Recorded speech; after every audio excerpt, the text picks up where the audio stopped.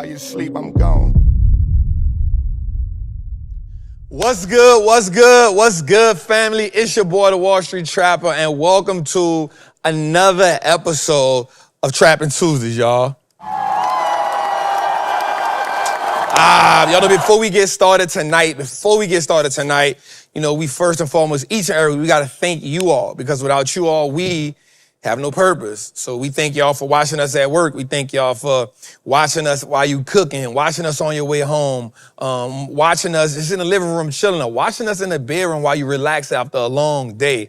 All those watch hours mean a lot to us, right? So because without you, there would be no Wall Street Looks Like Us now. Without you, there would be no Wall Street Trapper. And without you all, there would be no Freedom Center. So it's because of you all that we get to walk in our purpose. And so we want y'all to know that, man. We see the likes, we see the shares, we see the commitment each and every Tuesday for allowing us to come into your life. So for that, I'm gonna give you another round of applause. All right, man, so I want to start off with tonight. We had a long weekend, all right, and you had a lot of stuff to think about, and you had a lot of stuff to reflect on. But the one thing that I want you to think of moving forward is the risk is worth taking. I want you to sit on that for a second. I want you to think about that for a second, because a lot of you all have been taught of the dangers of taking risks, but you have not been taught of the reward that comes with taking the risk. Right? I want to sit that right there for a second, because I want you to understand this idea and this concept, and it was on me all weekend. The risk that you are afraid to take comes wrapped up in danger. Because if everyone was excited, if everyone embraced the risk, then fear would not have a home. Now, here's how I tie that to something else. Fear is where your potential gets lost. Yeah, okay? Fear is where your potential gets lost. And I created this acronym for fear, which is finally exiting average reality, right? And because most people will live in the average and never get to experience extraordinary. Okay. Most people will live in average and never get to experience extraordinary because they are paying a mortgage on mediocrity. Okay? And when you pay the mortgage on mediocrity, watch me here, you increase the property tax on, stay with me, hesitancy. I'm gonna paint a picture for you. And I need you to see it with me, because on the other side of this is everything you dreamed of. But in order to get everything you dreamed of, you have to wake up. Okay, I'll say it again. In order to get everything that you dreamed of, at some point you have to wake up, or it stays a dream. I love this. Okay, so we see the fear. And then when you see the fear, intuitively, let me rephrase that, innately, that's the perfect word for it. Innately, because innately is something that happens because you are wired a certain way. Intuitively mean you have reprogrammed the way that you think, so you have now switched your intuition. So innately is like a byproduct of who you are. So innately, the mind is designed to protect you. So you don't come out of the womb, you come out of the womb disregarding the fear, but as time go on, you start to realize the repercussions of fear. And so what happens is the mind keeps you from taking chances that it thinks will hurt you, because innately it does not want to be harmed. But you have to now go internally and manually rewire the system so that you can embrace fear the same way you embrace dopamine. Oh my God. Okay, so we gotta walk it down, right? Because I want you to understand something like wealth and success is the thing that you crave. And what do we do when we have a craving? In most cases, we give into it. Well, the difference between wealth and success is you cannot give into it. You have to work for it. But the more that you see it, the more you're supposed to desire it. But that's where the fear comes in, because the mind says in order for you to acquire a thing like wealth, like success, you must get out of comfort zone. And to get out of comfort, you must be willing to take a risk. And the risk can cost us everything that we worked hard for to get to comfort.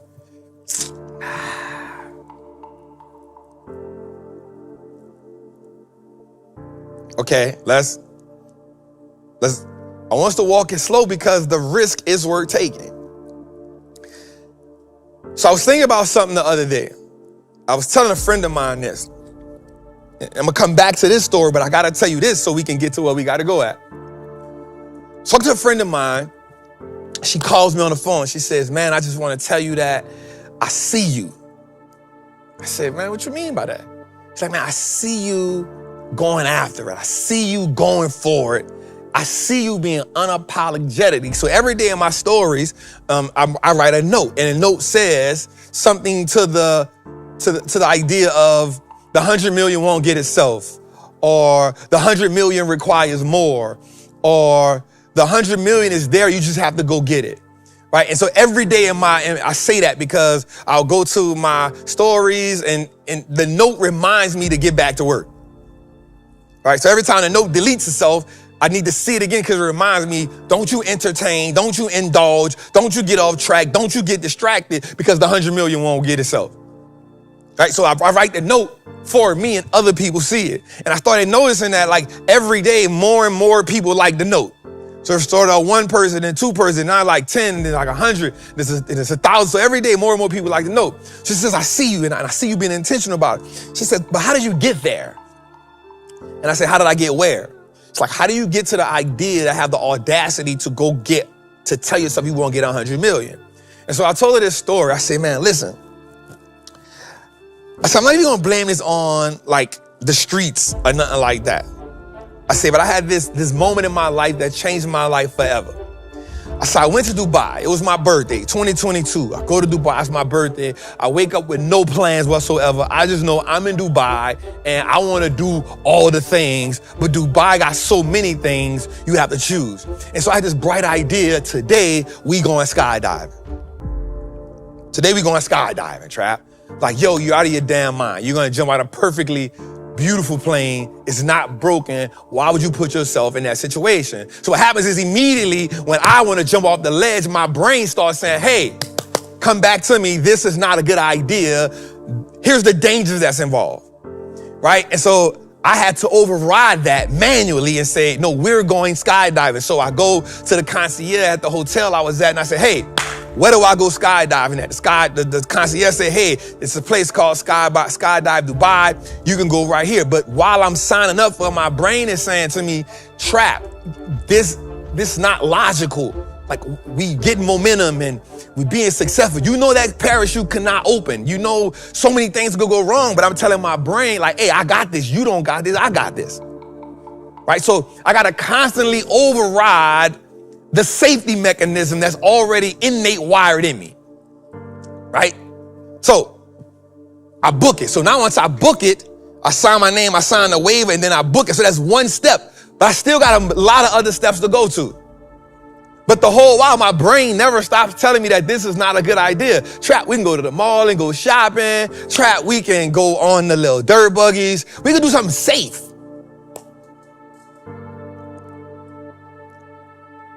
But what does safe really get me? Well, safe actually gets me a bunch of regret. Safe actually now makes me doubt myself. And we can't go through life always chasing safety.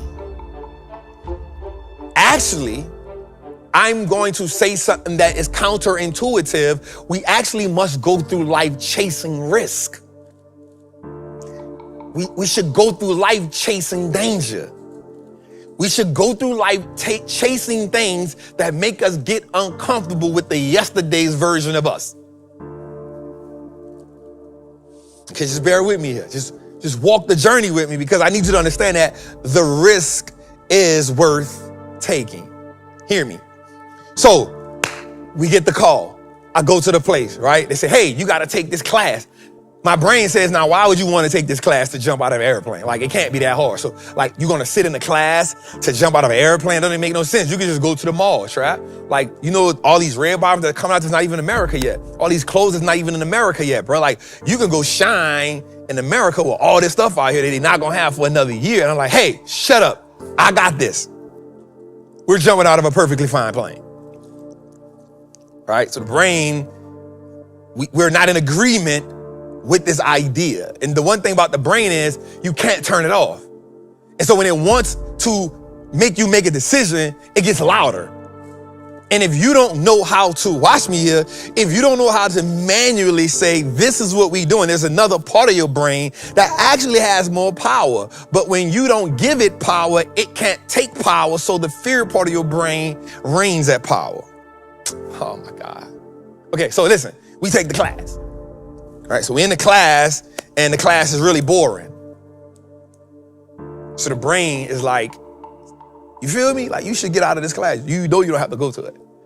So I'm like, shut up, I got this. So then, we gotta go downstairs. And so we gotta do what's called a test. So you put it on, and you strap it between your legs, and you put all this stuff on, and my brain says, this is really uncomfortable. Like, it's all tight on you. How is that gonna look? But I'm like, shut up, I got this. I got this. So then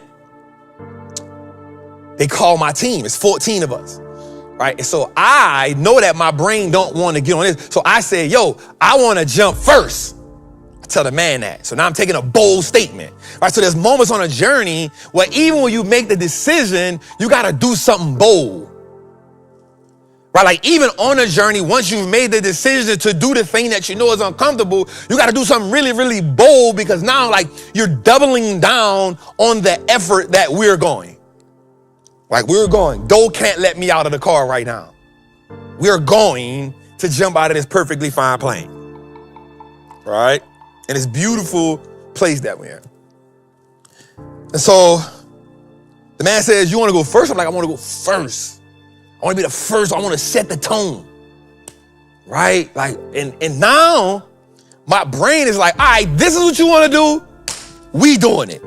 So I'm like, we doing it then, right? So I'm walking to the plane, and as I walk into the plane, now my brain is no longer talking. My emotions are now talking, but they talking in rhythm, because now my heart is beating really, really fast. And my legs is kind of slowing down, but I feel the weakness in my knees and my hamstrings and everything getting a little tighter. I'm starting to sweat a little bit. And so now my brain says to me, see what I'm saying?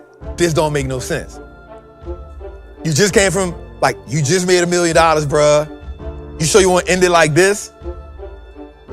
This is not the way. You saw Will Smith. You saw Fresh Prince, bro. Like, this is not the way. And I'm like, no. This is the way. This is the way. So I get on a plane. Everybody get on a plane. Everybody get on a plane. Everybody get on a plane. And I get on last. Now watch me here. Y'all know I've been to prison, right? I've been to prison, right? So the man says to me, you got to sit on my lap. I said, you done lost your damn mind. My brain said, yeah, you the one want to jump, so sit on his lap.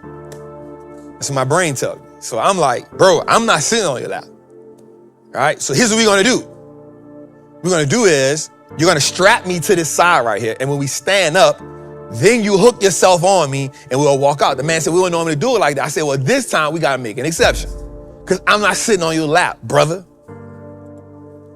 It's not what we doing, all right? So, but my brain is like, see what I'm saying? Like, you gotta go over this. Now you gotta sit on a man's lap, just jump out of the plane. Then he's gonna be on behind you. Why you jumping out of the plane? You gotta do all this, just jump out of the plane. I tell my brain, shut up, I got this.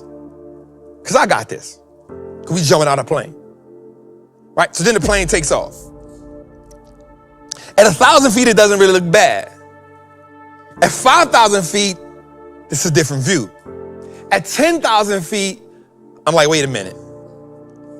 Maybe this ain't the best idea. Right? At 15,000 feet, The air is different. The temperature is different. We in Dubai, but it's cold up here. I'm looking around at everybody looking like they made the wrong decision. So you got to be bold in that moment. So you say, hey, y'all ready to jump out this goddamn plane? And everybody looks. Everybody like, yo, what is wrong with him? I'm like, yo, y'all know we done did the hard part already. We got on the plane. So the hard part for you is not actually jumping out the plane. The hard part is actually getting on the plane. Okay, so before I go to the rest of the story, I need you to understand that the hardest part of your journey is making a decision to do the thing that you're scared to do and then committing with it. That's before you even press the button. Because there's a point where you cannot return. So once you get on the plane, you gotta jump at that point. You're already there. The hardest part is making sure you stay consistent enough to get on the plane. Some of y'all making a decision, and as soon as you get to the plane, you turn around. And then you logically compromise and tell yourself that it was okay to not get on the plane. And so now you deal with the regret.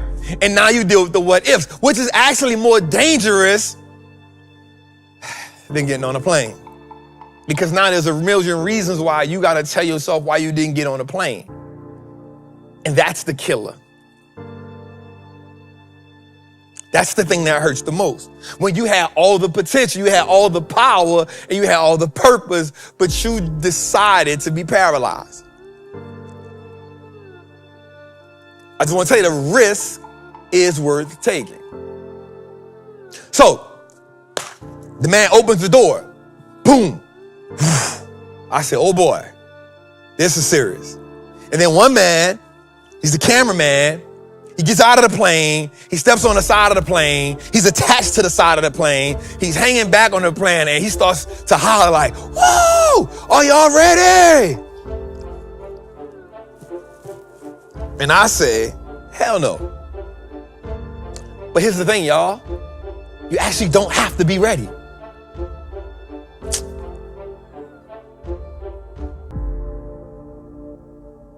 You're going to miss the jump because you want to be ready.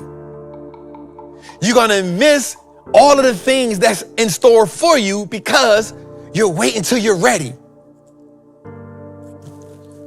I said, I ain't ready, but we're going to jump anyway. He said, what? I said, I'm not ready, but we're going to jump anyway. So the man obliges my terms. He waits till I get up. He strapped me on. He said, okay, cool. He said, listen to me. Let me tell you something. Here's what we're going to do, man. You strapped up. You tight. You're real tight. I said, you're too close for my comfort, but I'm okay. But keep it honest with you. You're a little too close to me, but I'm okay with it. I said, what's the goal? He said, look, we're going to count to three. On the count of three, we're going to jump out. I said, three? He said, on the count of three, man, we're going to jump out of this thing, man. I said, all right, bet. So we get to the edge of the plane. I look to the side. I see the guy with the camera. He unhatches himself and falls back. I said, oh my God. Sheesh. He just falls. He's just like, ah. And I'm watching the wind and I'm like, bro, this is insane. Why am I about to jump out of this perfectly fine plane? And the guy, he's like, are you ready? I said, hell no. But we going anyway. So he unhooks himself. He makes sure we good. Now, mind you, we standing on the edge of the plane and he's just holding on. I'm like, yo, this is crazy. He said, you ready? I said, hell no. He said, one. I said, you. We jump off the plane. I say, what the? I don't have time to think. I'm in it. I'm looking at Dubai. And at first, I said, I'm about to die. But 2 seconds later, it dawned on me that I have now jumped out of the plane. I'm 30,000 feet in the air, and the view up here is amazing. Now, I'll be honest with you. I'm hollering, ah! But I am scared shitless. Because my mind says, what if the parachute don't open? But I don't allow myself to get paralyzed by that thought. I enjoy the moment. I enjoy the free fall. Did my belly come through my stomach? Hell yes.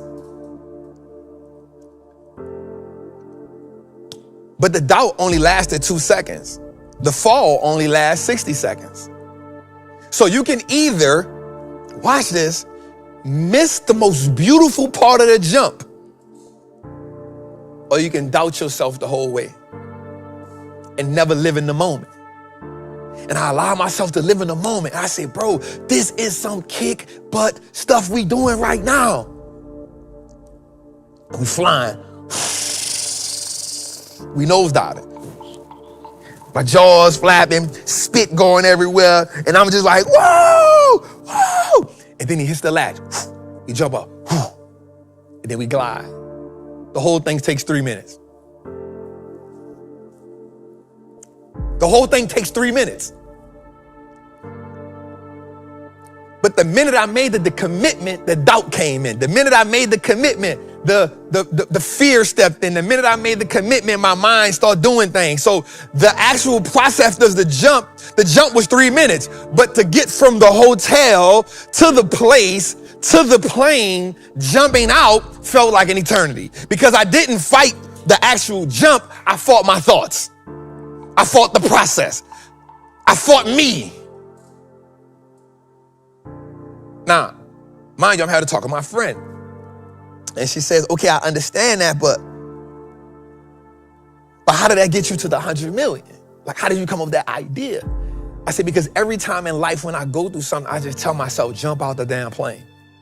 And when I know I'm about to make a really, really, really tough decision in my life, this is my third, I've done it 3 times now in Dubai. So I could have went to Atlanta, I could have went to New Orleans. Every time I'm about to make a critical decision in my life, I fly to Dubai and I jump out of a plane. Why? Well, the journey to Dubai from Atlanta is a 16-hour flight from here to Qatar. And then from Qatar to Dubai takes another 2.5 hours, 3 hours. So I mean, I have to get uncomfortable. Watch this. I have to travel all the way across the world for a 3-minute experience.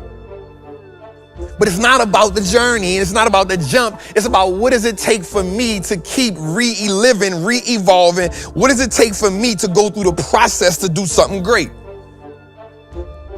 Oftentimes in life, the process takes way longer than the outcome we're looking for. That's the part you missed. The process to go from Atlanta to Dubai is actually longer than the jump. And so now every time I get ready to do something that's really, really powerful in my life, I tell myself, bruh, just jump out the damn plane. And the reason why I tell myself jump out the plane is because there is nothing else in this world that will ever make me feel how I felt jumping from 30,000 feet in the air. There is nothing else that can even contest with that. So what is a little failure in life? So what if the investment goes wrong? Get back up, put the parachute on, and jump out the damn plane. So what if people laugh that you make a mistake? It don't matter, because most of the time the people that's laughing is the people that never had the power to jump out the damn plane. So what if you lose a little bread? You know what's worse than that? Never taking the risk and never seeing if it was really worth it. So my message to you today is just jump out the damn plane. Because the risk is worth taking. And I asked myself this question. What if I'd have never walked off my job in 2018?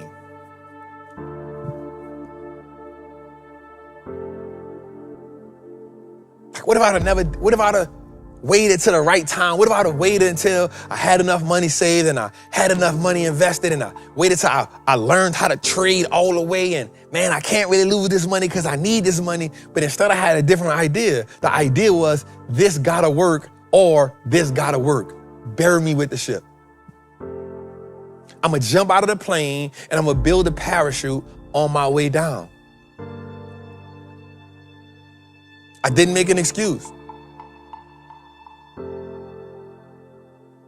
Now, my mind had a lot of things to say about what I was doing, but I had to keep telling myself, I got this. And up until today, you have truly gotten over everything that you have went through, and you're currently going through something right now.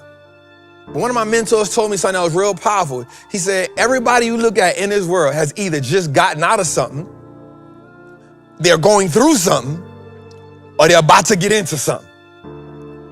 There's no avoiding it.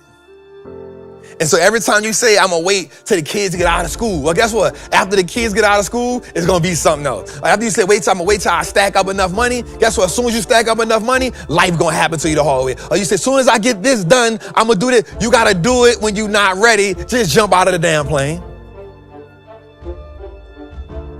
And I know, Trap, it's easier said than done. It's not. Just jump out of the damn plane. And that's a rule I live by. It's been painful sometimes, but I always understood that the pain that I go through is just the information and the data that I need because I'm not skilled in that area yet. And I look at it as me going to the gym. Like when I'm in the gym, before I lifted up 300 pounds, 285 seemed really, really heavy. And then 295 felt really, really heavy. And I had to get a spot when I got to 300. And then I hit the 305 2 times. I'm like, dang, this is really good. My body is just intaking the data and the information that I need to get where I need to go at. So of course it's scared. Of course it's heavy. Of course it's unfamiliar. But jump out of the damn plane. Because the risk is worth taking. And stop talking to people. Stop telling your dreams to people. Stop telling your ideas to people. Stop telling people that what you're going to do, people who've never jumped out of a plane. So I've now changed my circle, and the people I talk to who are people who are actually anticipatory and excited to jump out of new planes. Because those become the people who set the tone and the energy for where you gotta go at. But as long as you're around people who have never jumped out of a plane, all you're gonna do is criticize the people that do. All you're gonna do is tell yourself the people who jump out of planes are crazy. And so I'm gonna end you with this. Once you change the information, you change the conversation. And then once you change the conversation, you change the compensation. Go talk to some people who have gotten really comfortable with jumping out of planes because they'll give you instructions on how to land safely. It's your boy, the Wallstreet Trappin, episode 195. Let's get to it, man. Woo! All right, Jose. What's up, boss? Man. What's hey, up, look, dog? Real talk. You told me, you was like, yo, you got to jump out with me. I ain't scared of heights. I just have a healthy respect for the heights. You gotta respect it. Hey. You gotta respect it. Hey. Now, actually, I'm gonna do that because I'm actually more fearful of birds and butterflies than anything. So you always go with that shit. I can't get flushed for that. That's nothing but truth. I'm not about to flush you for, but it's like, let's go with the bird. Spider and everything, we good. But let a butterfly come through this building right now, it's gonna be a problem. But yeah, I'm gonna do it. I'm gonna do it. You had us in there. You telling the story. We was with you today. Bruh, I did it 3. You know we gotta do one Tuesday? One Tuesday we gotta show them. The video. We gotta show them. I didn't know you was gonna flip that today. I would have had that up there. Bro, we gotta show them. Yeah. We gotta show them, bro. Yeah. Jumping I done did it 3 times now. And that Dubai view gotta be crazy. And let me tell you something. I gotta say this, man. I gotta say this. I took Nat ass with me to jump out of the plane. She jumped? 100%. Okay. 100%. That was the 3rd time I went. I was like, yo.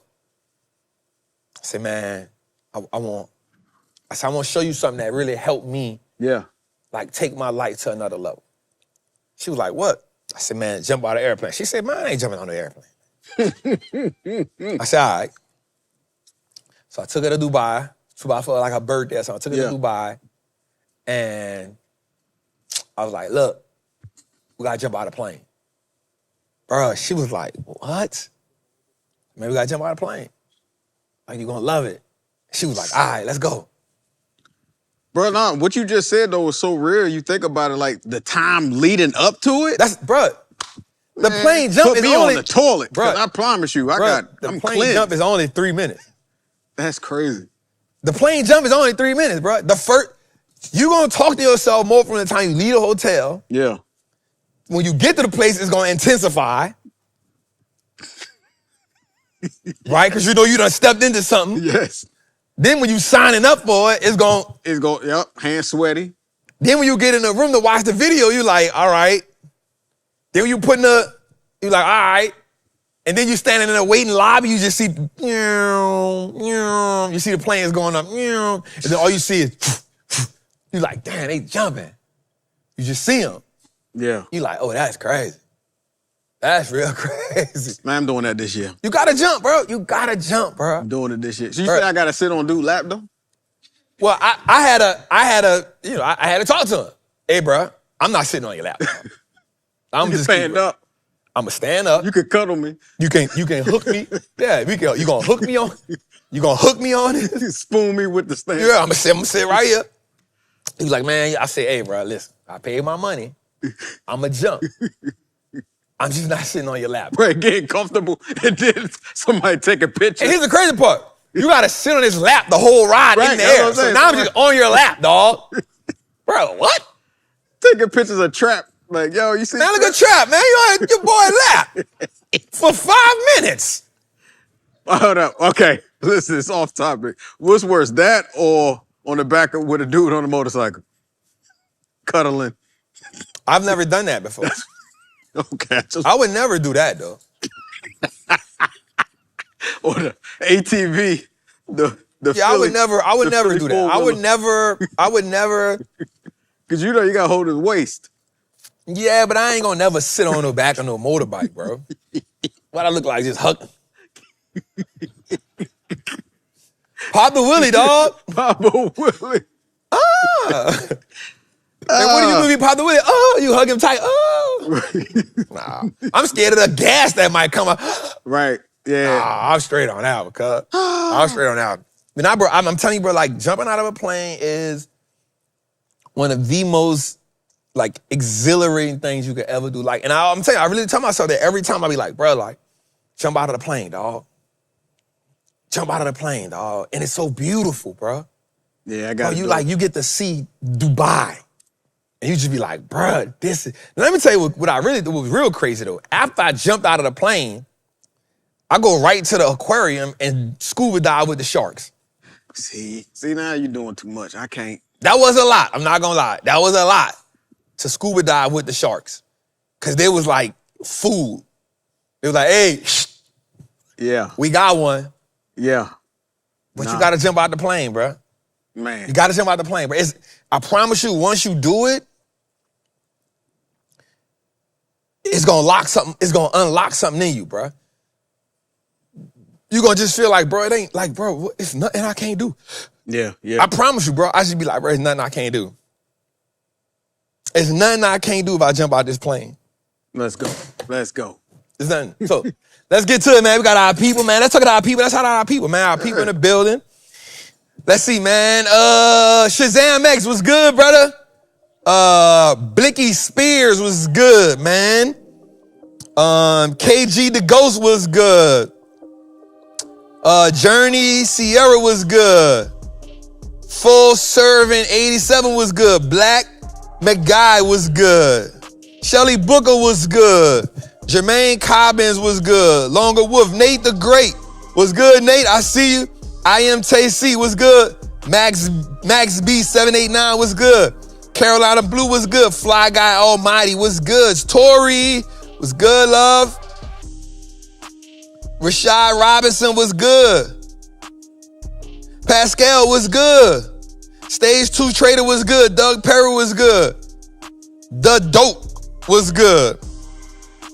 Nathan Higgins was good. Larry Morgan was good. E. Will was good. Zep House was good. Calvin the Well Builder was good. Zay Will 2-0 was good. Davion was good. Wallstreet Mac was good. Square Biz was good. Paul Bricks was good. Got a lot of people in the chat tonight, man. I see y'all, man. I see y'all, man. Ernso was good, man. Malik Harrell was good, man. Buffalo, New York in the house. Come on, man. That's what my Rob was good. All right, y'all. We got a lot to do tonight, man. And me and Jose got to talk. Got a lot to do tonight, so I'm going to stop it right there. Let's get to it, man. I see y'all, though. I definitely see y'all in the building. Jose, what's popping, bro? I'm about to say, what we talking about tonight, though? Man, It's a special episode, like, for real. We got a lot to talk about tonight, man. We got a special guest for him tonight. Mm-hmm. Got something special for him tonight, something real heavy. We're going to talk about Trump. We're going to talk about MU, something where we've been on for a minute, right? A lot of people in the Patreon been going crazy right now, bro. I'm not going to lie, bro. Like, bro, I'm so excited about what's going on. You know what I'm so excited about right now, Jose? I'm going to just be honest with you, bro. And this why today was, let me see. Hey, my baby got our stuff? Yeah, ask Zoe if he got that for you, because the DoorDash people just came. Listen, y'all know I ain't got to sneak, bro. Like, my baby got to get our stuff, cuz. Look, everybody was looking for her. I said, you know she owned the building, right? So Yeah. she could be anywhere here. Yeah, I got to make sure she good. You know she owned the building, right? Yeah, man. So, man, I took my daughter to Florida, Jose. Right? Took my daughter to Florida, man. And we just, bro, I'm going to tell you something, bro. It's nothing like being a dad to a baby girl. Mm-hmm, mm-hmm. You know what I'm saying? And I have some of my realest conversations with her when we at dinner. Like, I like that. I like to go to, like, nice restaurants with her to eat. Yeah. Right? And so we went to this Italian restaurant that I like in Florida. We went there first. And so I always tell my daughter, like, when you get the menu, like, don't just go to the chicken tenders. Hey, look, hold on. No, real talk. like, see what's on the menu. Yeah, I'm with you. I just And the reason why I want you to see what's on the menu is because I want you to start seeing, like, different things. You know what I'm saying? And so she saw something. You know, we go to the spot, it's a bunch of Italians up in there, you know what I'm saying? Italians, Armenians. And so first thing happened was they try to sit us, like, in this corner, right, in this corner. And I'm not gonna say they did it on purpose. I'm gonna say that, you know, they try to grab the quickest seat they saw. Like, hey, so we brought us to the table, we sat down. So the first thing, I knew I was gonna get up and move. So the first thing I said was, how you feel sitting right here? She was like, I don't know, Daddy, why we couldn't sit like? I said, good, I'm glad you said that. I'm glad you said that. I said, so watch this. I said, excuse me. Listen, if there's a wait line, we're gonna wait, but we don't wanna sit here. I wanna sit in the midst. Don't have me over here in the corner ducked off with my baby. You know what I'm saying? So I got up and the manager's like, no problem. Instantly moved us over. And I told her, I said, listen, never be afraid to speak up for yourself. Never, ever be afraid to speak up for yourself. Like, because if you allow people to, you know, sit you where they want to put you, that's where they're going to put you at. Like, so your voice is powerful. You dig? I say, now, you see where we at right now? Is this a better spot? She was like, yeah. I say, why? She was like, well, they got people. I can hear the music. I say, exactly. It's the experience. You wanted to get the experience. And so that was real good. So I had a conversation with her then. You know, she ordered this. It was a stuffed lobster with fettuccine and shrimps and all kind of stuff. It was real dope, right? She loved that, right? So she cracking the lobster. And I said, see, if you'd have set up for the chicken tenders, you wouldn't have got the lobster. Right? So go through the menu. I said, now listen, if you don't know what something is, don't be afraid to act. You will never gotta, you know, I don't know what this is. Act first of all, you know, if you ask the person you with, which is me, and if I don't know it, we're gonna ask the waitress, the waiter, or whatever. So we had that. And man, she said something that was real cool to me, man. We was sitting down, and so I try to always talk to her about me, her mama. I should always have, like, real conversations because you don't want to know where her head at. And so I said, man, tell me a little bit about your life. Like, tell me about your life. Like, tell me what you got going on. You're 10 years old right now. Like, what's up? Like, she said, you know what, Dad? I'm just grateful for it all. Let's go. I said, what? She said, man, you know, we just came to Florida, and knowing you probably just booked that ticket. Yeah. Which was right. Mm-hmm. Right? She was definitely right about that, which makes me know she pays too much attention to me. Right? And she said, you know, and I'm just grateful because I realized that everybody not able to do some of the things that you do for me. She said, but I have my mom, I have my daddy. And she said, I'm just thankful to God for that. You know, and that lets me know as a father, because I doubt myself sometimes as a father. Sometimes I'm like, damn, like, am I putting in enough work? Am I working too much, not calling my baby enough? You know what I'm saying? Am I not talking to her enough? Because she hit me the other day, she was like, Daddy, you know, we ain't talked on the phone about the Bible in like 2 weeks. I was like, damn, all right, I gotta do that. Because that was something we was doing every night. Yeah. We'll do a chat. She's like, I think we left on Genesis 10.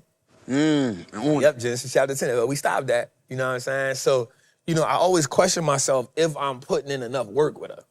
You know what I'm saying? So when she have conversations like that with me, it's like really good. And the next thing she told me was, she said, so I said, you know, like, you know, how you and your mama relationship, how you and your sister relationship, your sister just moved out. You know, talk to me about it. She was like, man, you know, Dad, my mom is like my role model. And that was good. And I text her mama.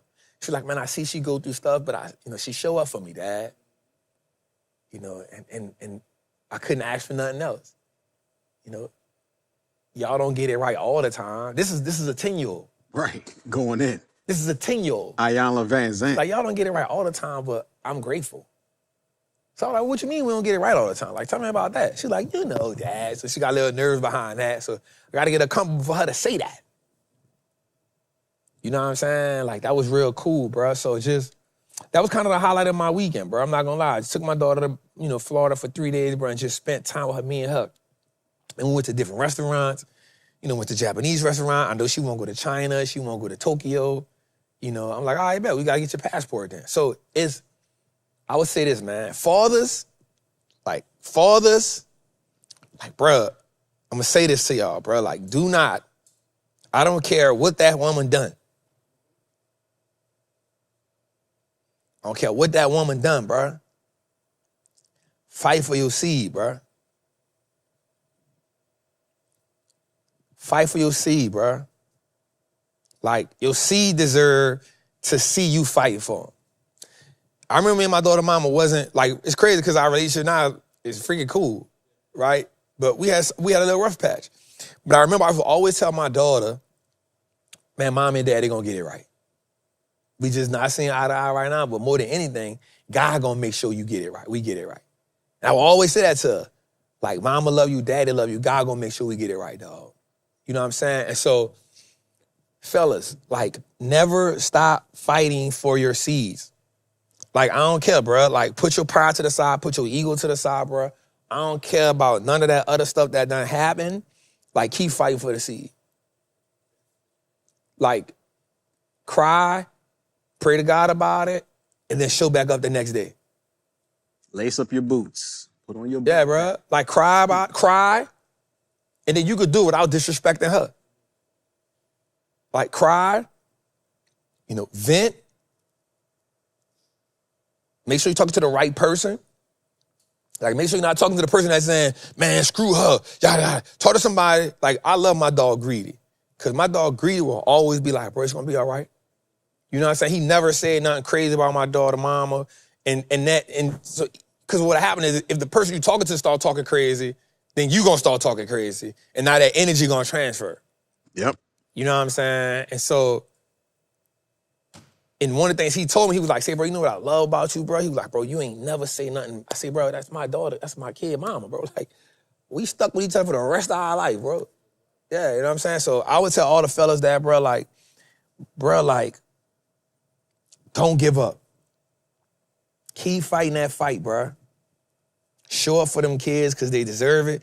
And we are now going into a world that's 10 times worse than the world we grew up in, bro.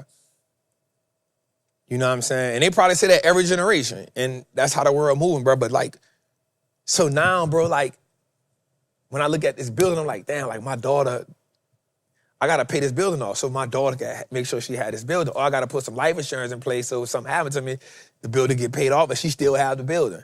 And she do whatever she won't do with the building after that point. You know what I'm saying? But it's like they need us, bruh. They need us, bruh.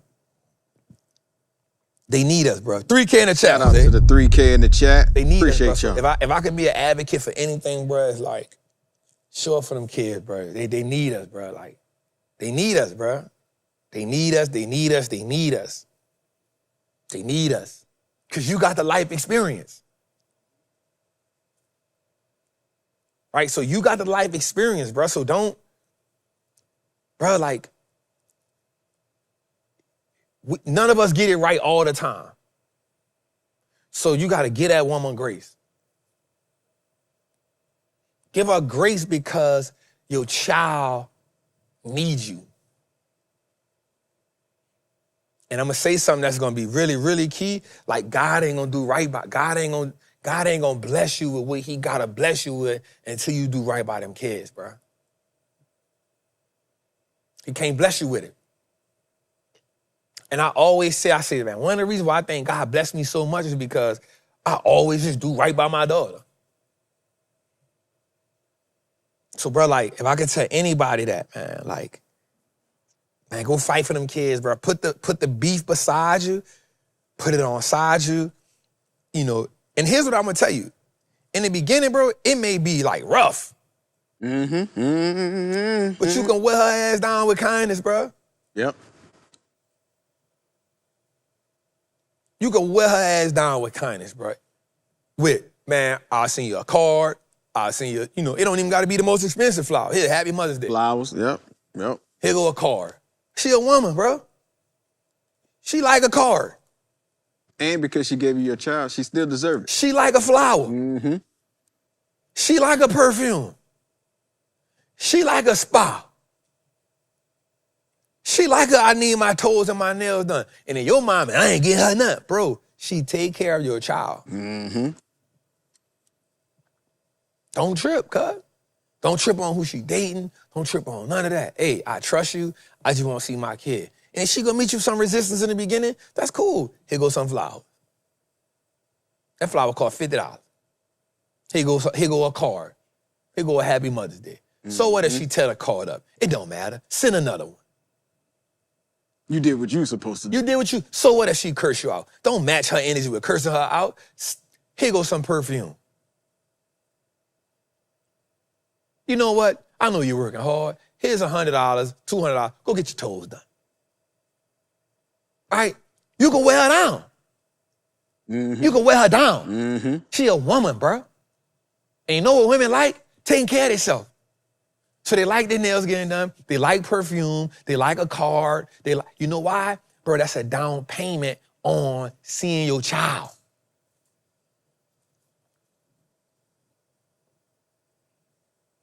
That's a down payment on seeing your, that's an investment on seeing your kid. Because you know what she gonna do, right? You know what? I might let him see her.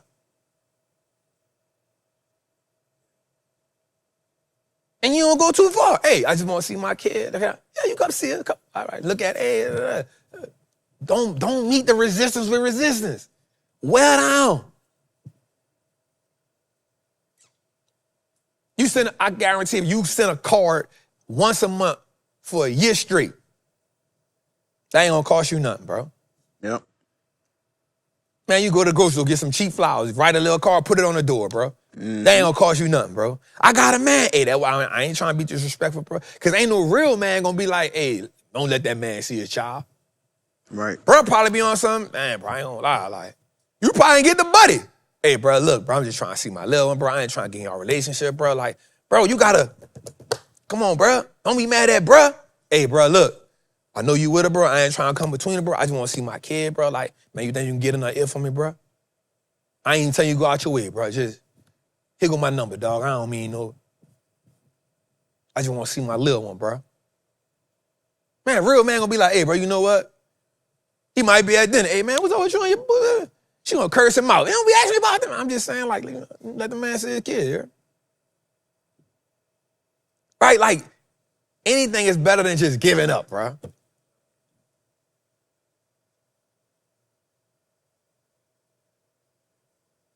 Somebody said, I don't see why you gotta sit send a down payment to see what you eat, because everything ain't fair.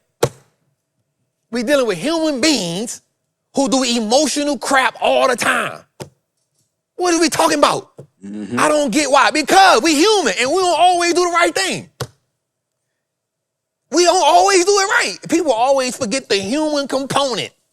We humans.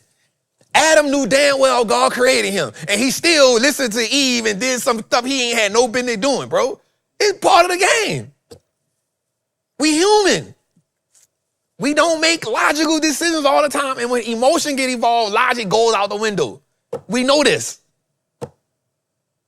We know this. So, yes, we created the child equally, but so what? Let's communicate and make sure we can keep this going. Anyway, let's go. That's my rant for the day, man. All right, man. Let's say I rant right quick. Let's say I rant. Let's say I'll rant right quick. Let's say bro, I always get that. People be like, hey, bro, I don't get why. Because, bro.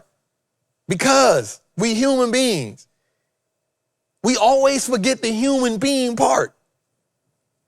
We human, and we all think different. We see things different. I don't know what triggered you to do what you did. I don't know.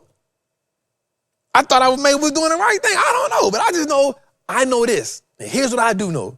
Going through my life at this age, knowing I didn't have a father, and not being able to see that little girl, bro, that's devastating to me. Yep. I wouldn't be right for nobody. That's why, here with his Mother's Day gift. Here's this card. That's why. Because my child means more to me than my ego. Hey. My child means more to me than my pride. My child means more to me than being right. My child means more. So what if I'm right about the situation? If I can't see my child, what does being right do? Now I'm telling all my partners, bro, she tripping, I'm right. Well, you still ain't seen your child, bro. She wrong, I'm right, and you still ain't seen your child. So now you ain't seen your child because you right and she wrong. Instead of saying, hey, you know what? I ain't see the situation the way you did. Let's have a conversation so I can really understand how you saw it and what I did wrong. So now we can cross that bridge different every time we get. Because this ain't the first time we're going to get there. We got two different households. We came up completely different ways, right? So we here forever now. We got a seed. We here forever. So let's figure out what that look like. What does our communication look like? Bro, I text my daughter, mom, like, hey, we just taking off. She'll be like, hey, thank God for traveling grace. Thank God for traveling again. Hey, we just landed. Praise God. Let y'all land it. All right. I said, hey, we going to get in the ocean. She said, hey, you got to watch out for flesh-eating bacteria. I said, well, we ain't going to the ocean. We going to stay in the pool. All right. So it's like, bro, so what? Human beings, like, we got to be able to push stuff to the side for the greater good. If the greater good is my child, bro, then, bro, let's have a conversation as many times as we got to have it. And if you know you're going to spend money doing something that's crazy, on GP, that's the mother of your child. Bruh, let's rock out. So I just want us as men, brothers, just like, man, let's step up, man. All right, let's get it, man. Let's get it. Let's get it. I am a certified Wall Street trapper. I'm confident in my ability to make great investments. The stock market is a machine that prints money, and I'm more than capable of operating this machine. Not only will I free myself, but my family will eat for a lifetime based on the information I apply today. I'm a money maker and a wealth builder. Today, I break all the chains that anchor me to that poverty mindset. My ancestors will smile now because I've turned our last name into an asset. My family's purchasing power will increase indefinitely. Today, I make the declaration that no longer will I be a slave to money. No longer will the generation behind me inherit lack. No longer will I submit to selling my time for money. I am a first-generation millionaire. I am the architect of my family's legacy. I am a certified Wall Street trapper, and Wall Street looks like us now.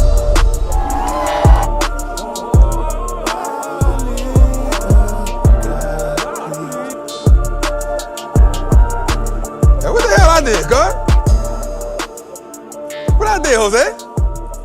What, you hit the hill joint? I hit the hill? I think that's what that Shout out was. to my brother Toby and my sister Fat, man. They got a dope song out right now. Yeah, fire.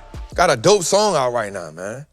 All right, so let's start off right quick with our chart and with Trap on the charts. Let's do that right quick because we got some stuff we got to talk about. So, man, so last Friday, say, bro, I'm gonna tell you something. So today, I think I ended the day up like $379,000, right? This could have easily been a $750,000 day. Or, if I'm being honest, probably could have been close to $1 million day. And here's why. I took $1 million worth of profit Friday. So right now I'm sitting on $979,000 worth of cash. I was sitting on probably $150,000 worth of cash going to 200. I was like, all right, let's take some profit. We got a 3-day weekend. Let's just, they got this go and make, sell it. We still here. Bruh. So I tell my squad, I'm like, listen, if you up more than 50, 60% on anything and you got more than one contract, man, take some profit. So bro, I go down the list. And then look, it's like 350 and some sellers had stepped in the end of the day Friday. I'm like, I see what y'all about to do. Give me some more of that money. Give me some more of that money. So now like, I'm still in all my plays, but I took a lot of profit to sit on the side. Bro, that boy Trump said something about Micron Friday. Bro, I said, oh, it's gone. It's gone. Got up Monday. Bro, I woke up this morning, was up 350. I said, ooh. I woke up to say Tuesday. I said, damn, I'm up 350 at opening bell. I said, boy, this was $1 million day right here, boy. This is $1 million day. Because you got to think, when you take that much profit, if that's still working, but I ain't mad, though. You know what I'm saying? I ain't mad. I mean, you talking $379,000. Like, we definitely ain't mad. We definitely ain't mad at all. You hear me? And so I think that's one of the reasons why I'm telling people right not to take the risk is because, and I'm going to say this, we're going to get into this chart and then we're going to do what we got to do. Here's why I'm telling y'all take the risk. And I'm just being 100% honest with y'all right now, bro. We are living in a time, listen to me and listen to me well. This is the equivalent to missing the internet. Listen to me. You ever see them posts where it said, if you'd invested $10,000, this is what it would be now? This is that time. And you still early. I promise you, if we going 15 innings, you probably you in 2 or 3. You in 2 or 3. I think last year was the beginning. So I'm gonna say this, 2022 is probably 2023, when NVIDIA first started introducing AI, that was kind of like, all right, but it was just NVIDIA running. NVIDIA was running by itself. Everything else wasn't running. It was like NVIDIA. And then Broadcom started running with it, right? 2024, Trump kind of shook the game up a little bit, 2025. But bruh, you back. And I'm telling y'all, because we see it. You see memory. And so when you start seeing stuff that say, hey, here's the 5 phases of AI, and here's pay attention to that, because it's falling in line. And you dealing with a president, right? So I want us to know this, y'all. Listen to me. Listen to me. We do not have the luxury, as black people in America, we do not have the luxury. This is going to come off as wrong, but I'm going to say it anyway. I'm going to put my glasses on. Maybe my glasses will soften the blow a little bit.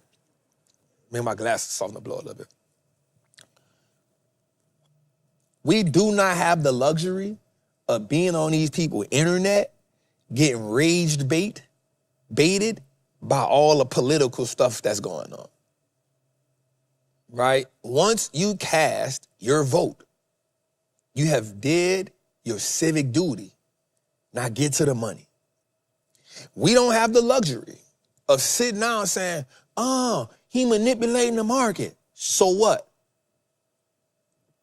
Get with the manipulation. I know it's going to come across bad. But you're looking for a fairness in America that does not exist. And here's why we know that. We got politicians, people saying, oh, that's insider trading. Bro, I don't care.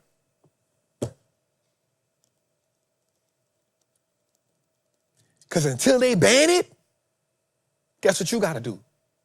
Pay attention to what they trading at. So every time he get on TV and say, this company, guess what you better do? Go buy. Yeah, government put, yeah, man, bro, that Micron. Guess what happened? Wake up the next day, stock up $153. Nothing changed but the fact that he said something. I want y'all to understand something. The man made 3,700 trades in Q1. This is a president that is so-called a businessman. This is a president that's so-called a real estate man. That's more trades than he ever made before. That's more trades than anybody. 3,700 trades. Oh, Trap, that's illegal. Guess what? Everything they do is illegal. Wasn't slavery illegal? But some kind of way, some people turned a blind eye to it. Some kind of way, it still don't. What do you know what happened in 1995 with the 94 crime bill? You locked up all them black and brown people, but some kind of way people disregarded that Bill Clinton crippled us with that, and they kept on going with it, bro. Here's what you understand. If you get your money right, your voice become really, really powerful. And what better way to get your money right than using the same market that they use? I know. Man, Trap, you sound like them. No, I'm not. I'm looking at it for what it is. Go try to, how many of y'all right now, we complaining? Watch this. This is being realistic. How many of us right now complaining, my job ain't paying me enough money and everything going up? You know how you beat that? That market.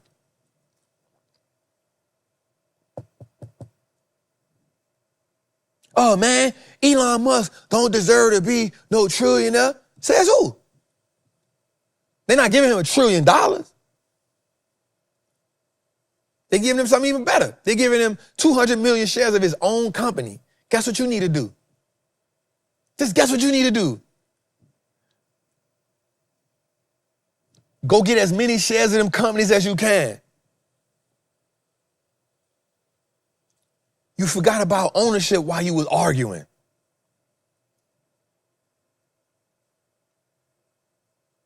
You forgot about it. Because you're looking, and what happens is the Democrats get on TV and they tell us, oh yeah, the Republicans not paying their taxes.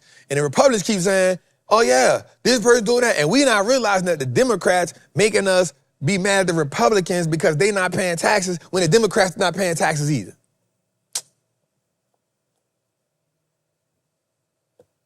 Because they're doing the same thing. But they know the number one way to get poor people on your side is to point out all the stuff that the rich people doing. It's the number one way. It's the number one way to make poor people mad and to get poor people on your side is to tell them all the stuff that rich people doing while at the same time they doing the same thing. I'm not advocating for either side. I'm advocating for you because even though we know the game is rigged, we still should be playing it.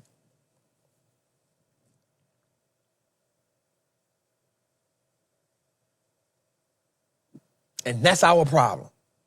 We're not playing the game. We're sitting on the side, watching the game, and then we get mad at the people who winning at the game.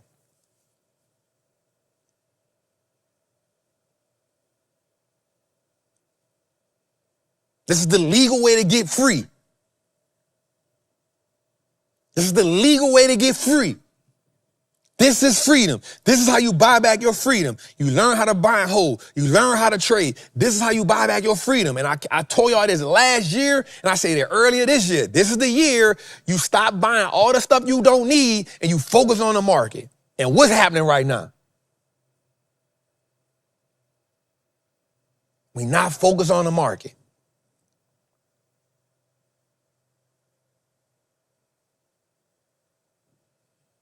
And so now when somebody make a post on Instagram, you get caught up into that. Bro, I don't care about none of that. I'm gonna tell y'all something right quick, and I'm gonna get into this charting with Trap right quick, and we're gonna bring our special guest up. Jose, I was listening to the Kevin Hart interview on the Breakfast Club this morning, right?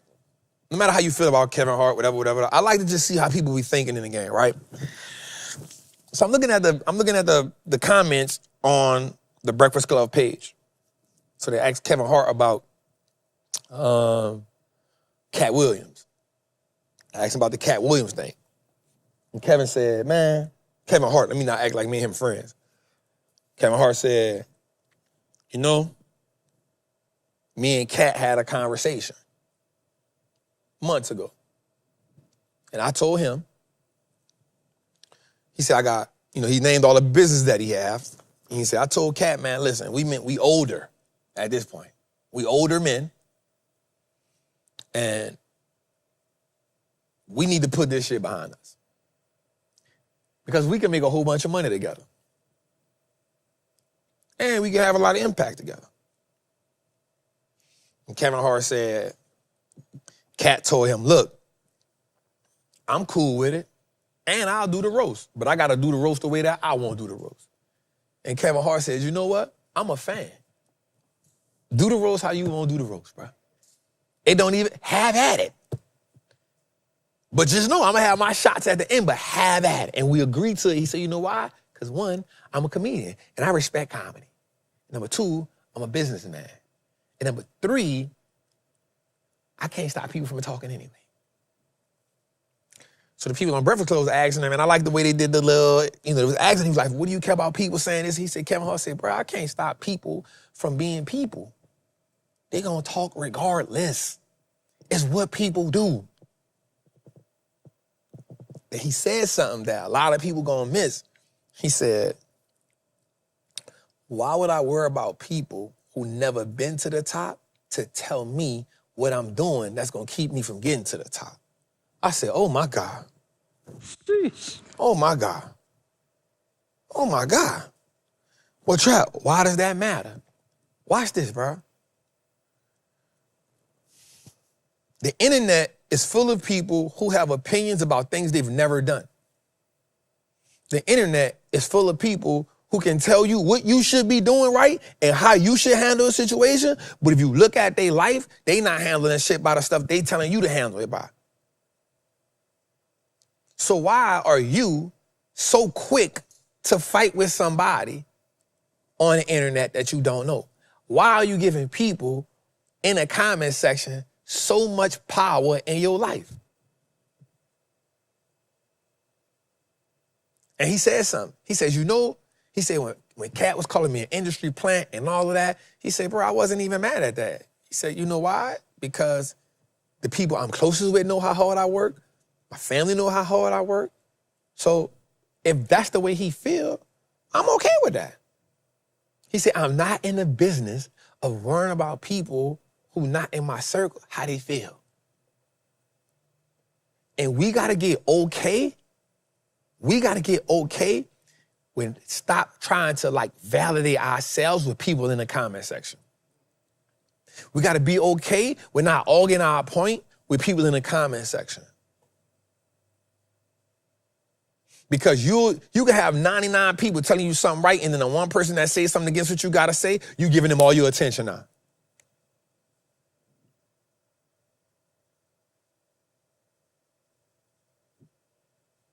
Now, how many people in the comment section, and they'll say, oh, it ain't about money, it ain't about power, it ain't about he sold his soul, Okay, here's what I'm gonna tell you, right? Now, he's an entertainer. We watched him go, watch this, we watched him go from soul plane to this. To this. When you go from broke to this, will you not make mistakes along the way? Of course not. Will you handle everything right? Of course not. It's part of the game, right? But why when we make it, the first thing we say is, oh, man, he sold his soul. Oh, man, he part of the Illuminati. Why do we not give ourselves enough. Why do we got to be the ones that sell out when it comes to success, but we tell nobody else they sold out when it comes to success? We don't tell nobody else, oh, man, you sold your soul to be that. Every time we make it is we sold out.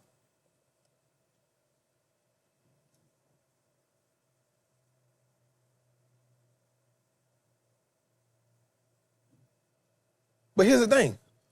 What about when you sell your soul and you stay in the same place? What about when you sell your soul to Instagram? So now you can't get no work done because you in the comment section all day telling about what they done. What about when you sell your soul to anything that's keeping you out your purpose? What about that? So I challenge y'all, man, like, bro, this game, we are watching this game change. We're watching the world change. Be a part of the change, y'all. This is the best time ever to change your financial trajectory. Don't waste your time being an empty wagon in the comment section. I'm gonna end with that. What's up? We got 3,600 people in the chat, man. Salute. Share this out with your group chat. Let's get it. All right, so let's do this right quick. We're gonna do Trap on the charts right quick, and then we're gonna bring our special guest on, man. This is gonna be good. All right, so I wanna do something right quick. I got you, Ben, before you go crazy. I got you. I'm pressing it now. Before you go crazy, I'm pressing it now. Before you go crazy, I'm pressing it now. Before you go crazy, I'm pressing it now. Before you go crazy, I'm pressing it now. Before you go crazy, I'm pressing it now. All right, let's go. Can y'all see me? Can we see? All right. So I want to show y'all something.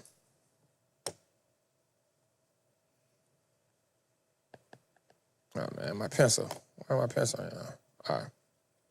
So I want to show y'all something. I'm going to start with IWM, and I want to show y'all something that everybody need to pay attention to, right?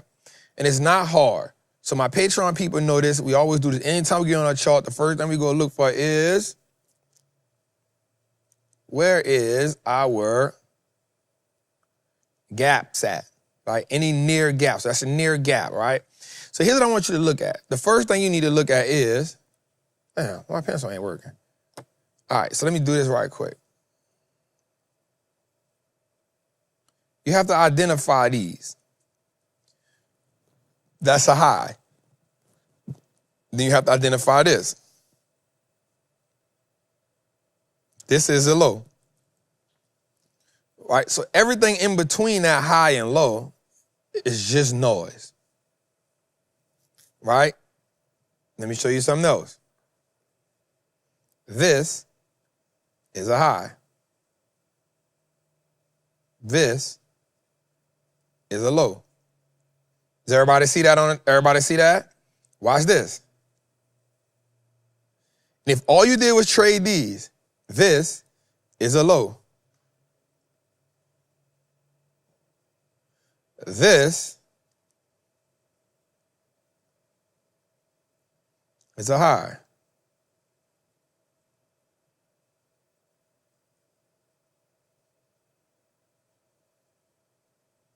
All right. So Trap, man, wait a minute.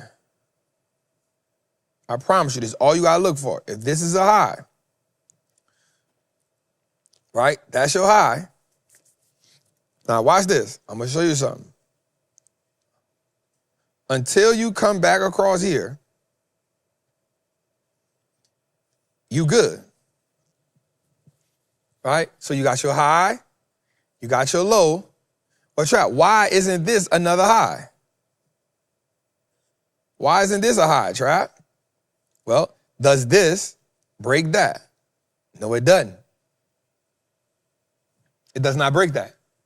So that means it cannot be considered a what? Higher high. It cannot be considered that. So, well, this is your low. All right, watch me here.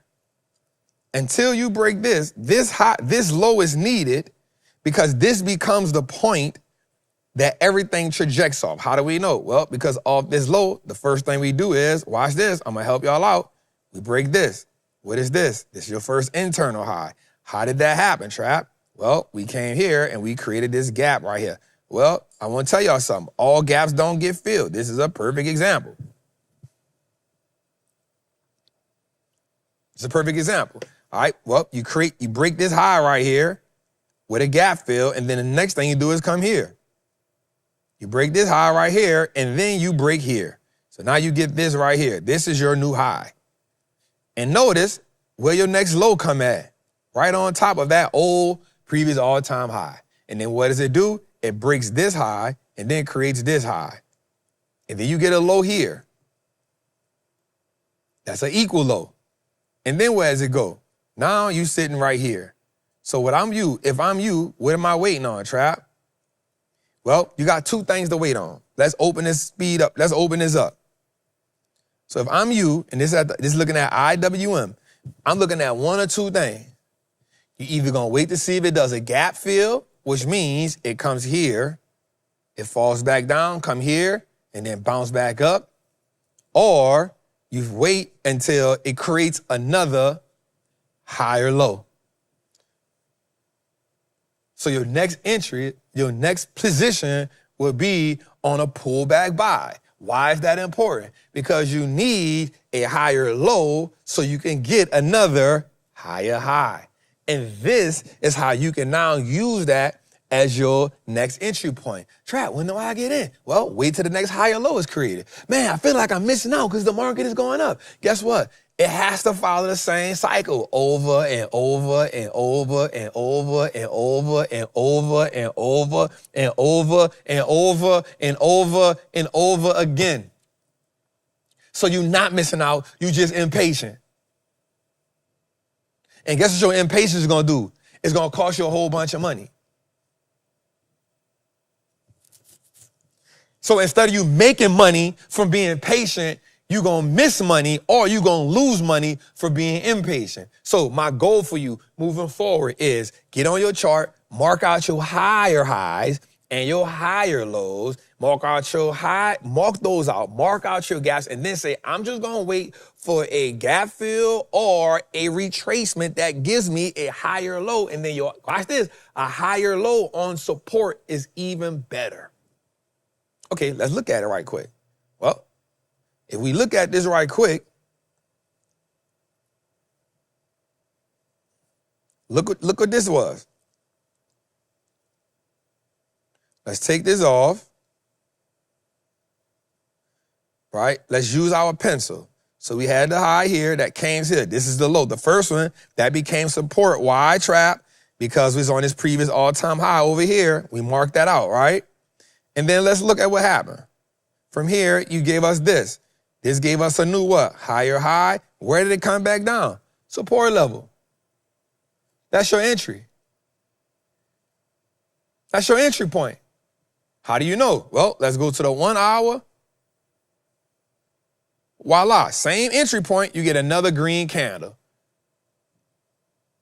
You get a doji on the support. The next candle becomes a big body green candle. That's where your entry. How do you know? That means buyers have now stepped in. When buyers stepped in, we can now participate in the rally. So the best time to buy on a pullback is when the pullback falls on a support. Pullback on a support becomes a pullback buy. Confirmation on a 1 hour, you get that green body candle. You look down at your volume. You see that volume stepping up. You see buyers have stepped in. Once buyers stepped in, that means it's go time. Well, Trap, what if it pulls back? We just wait a minute. We don't get impatient. We don't candle chase. We don't let candles trick us out of position. We let candles tell us what's going on. Okay, well, Trap, what if it comes back down? Well, if it falls back down to support, we see what happens. One or two things. If it comes back to support, if it breaks the support, and then we get another red candle that falls out, guess what we do? We can exit that position and see where it goes after that. Where does it find balance at? We don't just get out of it just because it hits the support line. We say, hey, if it break that, it may go down a little further. Let's watch this. Let's get off that chart. Let's go find another one. We don't make love to none of these charts, y'all. We're not infatuated with none of them. A chart is a chart is a chart. Your goal is to get really good at identifying what's going on. And what do we talk about? Learn support, learn resistance, learn key levels, and you can make a whole bunch of money. You don't need 50 million indicators. You don't got it. Like some people need them, and that's good because they like to go through that. Some people just brilliant. Everybody learn different. I'm a simple person. Market structure, key levels, gap fill reversals, dynamic support, pullback buys. I'm going to play it all day, every day. And here's what you got to learn. Create a system, keep tweaking the system until the system is fine-tuned and you die using that system. That's it. You don't got to keep adding, oh, I heard this person doing this. I heard this person doing that. I heard this person doing this. I heard this person doing that. No, find your system. Find one that works really good. As a matter of fact, go find somebody who's really good at it and use their system. Pay them for their system. Pay to learn their system. And once you learn their system, then you make it intimate to yours. Hey, I like doing this. I study Mark Minervini. I study David Ryan. I study Bill William O'Neill. That's why they wrote books. That's why they got 50,000 YouTube interviews, going what they got to do and going over what they got to go over. Go find a person that's teaching the thing that you like and stop saying, I need somebody to hold my hand. You don't. You just need to pay attention and stop being distracted. This the season. Somebody can lead you to the well, but ain't nobody gonna open your mouth for you, get the cup, scoop the cup in the well, turn your head back, put the water in your mouth, close your mouth, make you swallow it, and ask you how it tastes. Ain't nobody got time for that. Did you like that? Would you like another cup? Nobody got time for that, man. Everybody out here trying to go get their money. So you got to make a conscious decision. Hey, you led me to the well, you done your job. You led me to the well. Ain't nobody got time to be coercing you or trying to persuade you into get. Either you want the money or you don't. That's on you. But here's what I can promise you. You're going to look back a year from now and you're going to be pissed off that everybody else got the money but you. And guess what you're going to be? The person in the comments saying, oh yeah, and you got all that money. That's why you doing what you doing. Can you do a small account challenge? Can you do this? Because you ain't taking advantage of what's going on right now.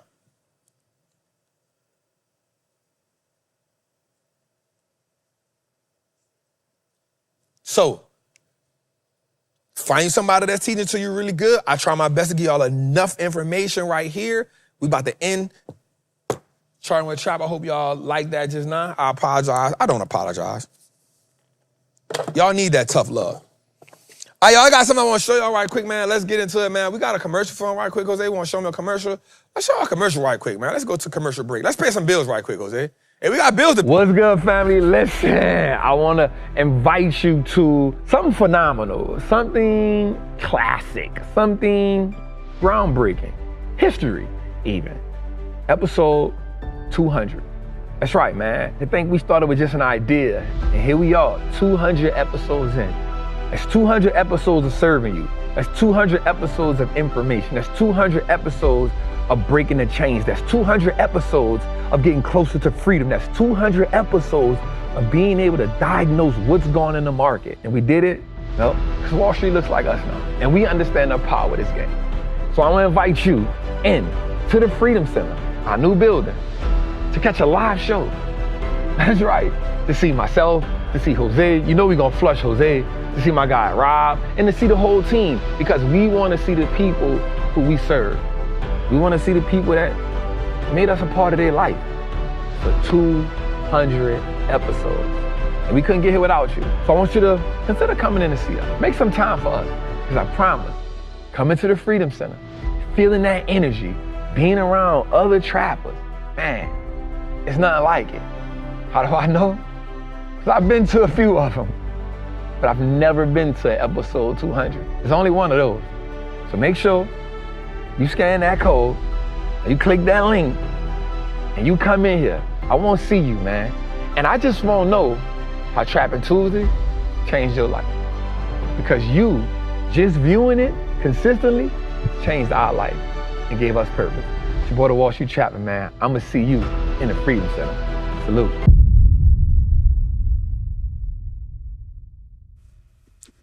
All right, man, listen. Tonight, we got something really, really special, man. First of all, we want to see y'all at episode 200. Hey, it's getting really, really, really close, man. So I want to see that. We definitely want to see y'all in the building. It's going to be phenomenal. 200 episodes. We cannot do that without y'all. Y'all really give us that energy that we need. Man, today I got somebody special with me, man. And this is a great relationship that I have personally nurtured and has actually nurtured me as well along this journey. I always say I take inspiration from so many people. This was in the beginning of my career. She was killing it with trading. I was just solely on buy and hold. I was dabbling in trading, but not a lot. I was still trying to learn the game, and she had already taken off. And we had built a great relationship. I watched her just nurture so many first, and I'm gonna say this, like women. She empowered so many women in the beginning when it came to trading. I remember telling her one day, we was on the phone, and I said, there was a whole group of community of women that really need to hear you, that your voice is specifically for. And, you know, she's went into teaching men and women. Her brand is humongous, but she inspired me because she was the first person that I ever saw make $1 million in trade in one play. And that changed what I saw was possible. And I remember she called, she was like, Trap, I did $1 million. I was like, $1 million what? And she was I was like, in a day? Oh my God. And so that truly inspired me on my journey. And then we got so cool, me and her mom, and just watching her build this brand, so amazing, so professional, and her always being able to pour into me and then tell me what she's learning and tell me, about taxes and moving around in the world. So I want to bring to you my dear friend, Terry Ijeoma. How you feeling, Queen? Thank you, Trav. Thank you for having me. This is beautiful. Come on. Oh my gosh, the Freedom Center, this is beautiful. Yeah. I remember coming on here, I was like, you're building a church. Trav, you're building a church. I'm looking around the building like, you building a church. Dang. And then you just stood up there and you told them about the risks we're taking. Come on. And about not having fear and Come jumping on. out of planes. Come on. This is huge. Thank you so much. Thank you so much. I'm so proud of you. Thank you so much. Like, I appreciate you. This Likewise. is amazing. So you have this amazing book that you have been working on. Mm-hmm. And so let me say this too. She is the founder of Trade and Travel, right? So before we get into that, before we get into what I want my people, because I only bring certain people in front of my people, right? And you somebody with a community, so you know the importance of that. Yeah. What is Trade and Travel? Because when I hear that, I was like, well, that's freedom. It is. Right? So what is Trade and Travel? So, you know my story, but I was assistant principal of an elementary school, but it was toxic. Like every day I was going to school and then crying in the bathroom. Yeah, it'd be either stuff like something happened with the kids, or I had all these different bosses and they never agreed on stuff. So they would be asking me to do one thing and I try to do it. And I'm trying to be a good employee. I'm trying to do it. And then no, that's wrong. Don't do it again. It was just horrible. I was overeating. I was stressed out. So I said, I need to get away. I need an exit strategy. And for me, it was trading stocks. I had been trading stocks as a little hobby. Okay. But I said, if I could make enough money, for me, it was like $300 a day. If I could make $300 a day, I could quit my job and then do what I love, which was travel around the world. Wow. So that's what I started working on. Okay, let me see if I could be positive. All right, I'm positive. Let me see if I can make $100, $300. Yeah. Then I got to 300. I quit the job as assistant principal. At 300. $300 and started traveling full time. Wow. So why stocks? Why was that important? Why? Because did you love being a principal? I love changing lives, and I'm always an operations girl. So I was like the one over the cafeteria and the one over all the equipment in the school and the budget. So that was fun. But see, I'm also a problem solver. Come on. And trading gives you that little like hit of like, okay, let me see if I can figure this out. And then you do it well and you're like, oh, this is good. I made some money. Let me see if I can do it again. So that piece I didn't get from education. I got that like, let me see if I can problem solve. Let me see if I can do it from trading. Okay. And I learned about trading in high school originally. Wow. I went to Northwestern University and they had this like program for like high school kids and we saw the Chicago Stock Exchange. Come on. And then in college, I went to MIT and I interned on Wall Street. Wow. Yep. So that's how I knew about stocks, even though I went into education. Like I felt like education is my passion, but I can do this money thing. Like Come on, we this. can do the money thing. We can do the money thing. So you have this book that you are dropping, which is phenomenal. Yeah. Thank you for giving me the sneak peek. Thank you for trusting me to read this. Yeah. The risk worth taking. $300 a day. Leaving being a principal, leaving the educational system, but still being an educator. Yeah. Tell us about the risk worth taking. Why this book? Why now? So everybody always asks me to teach them how to trade still. And you know, do they ask you all the time? Nah, I don't never get asked that. You Like, tell me what to do. But they always ask, well, what's your favorite book? What book do you suggest to read? And, you know, I had like, okay, philosophy of money and like In the Zone, but there was nothing contemporary or recent that I could recommend. So I said, what if I put trade and travel into a book? What if I tried to teach people how to trade in a story? Wow. Yeah. That's the teacher in you right there. That's the teacher. And the thing was, I tried to do like a how-to, like a stuffy finance. Okay, well, first you do this and in my trading plan, and then you go and do this in a chart. But it was boring. It sounded like everything else. Right? So I said, well, what if I had a girl named Erin, kind of like me. She Come on, storyteller. quits her job and she starts traveling and she's learning how to invest as she travels. And of course, she goes through some things. Like she's got to figure out clarity, figure out what stocks to invest in. She's investing $10,000 in the risk we're taking. So she tries to figure that out first. Then she makes some mistakes. She loses and has to figure out caution, which is risk management. And then she talks to her grandmother. She's like, Granny, I'm still not quite getting it. Like, I can't be consistent. And then there's this final C that her granny tells her about. And now she's learning about charting and learning about, okay, how do you figure out when to get into a stock and when to get out? And that's charts. So I figured out how to teach people how to invest in a story. So let me ask you a question. For anybody who doesn't know yet, I know you worked in finance for a little bit. You worked us through a principle. But I want you to walk us through what does it look like? Because when I see you, I see a woman who goes through the process that we've been taught.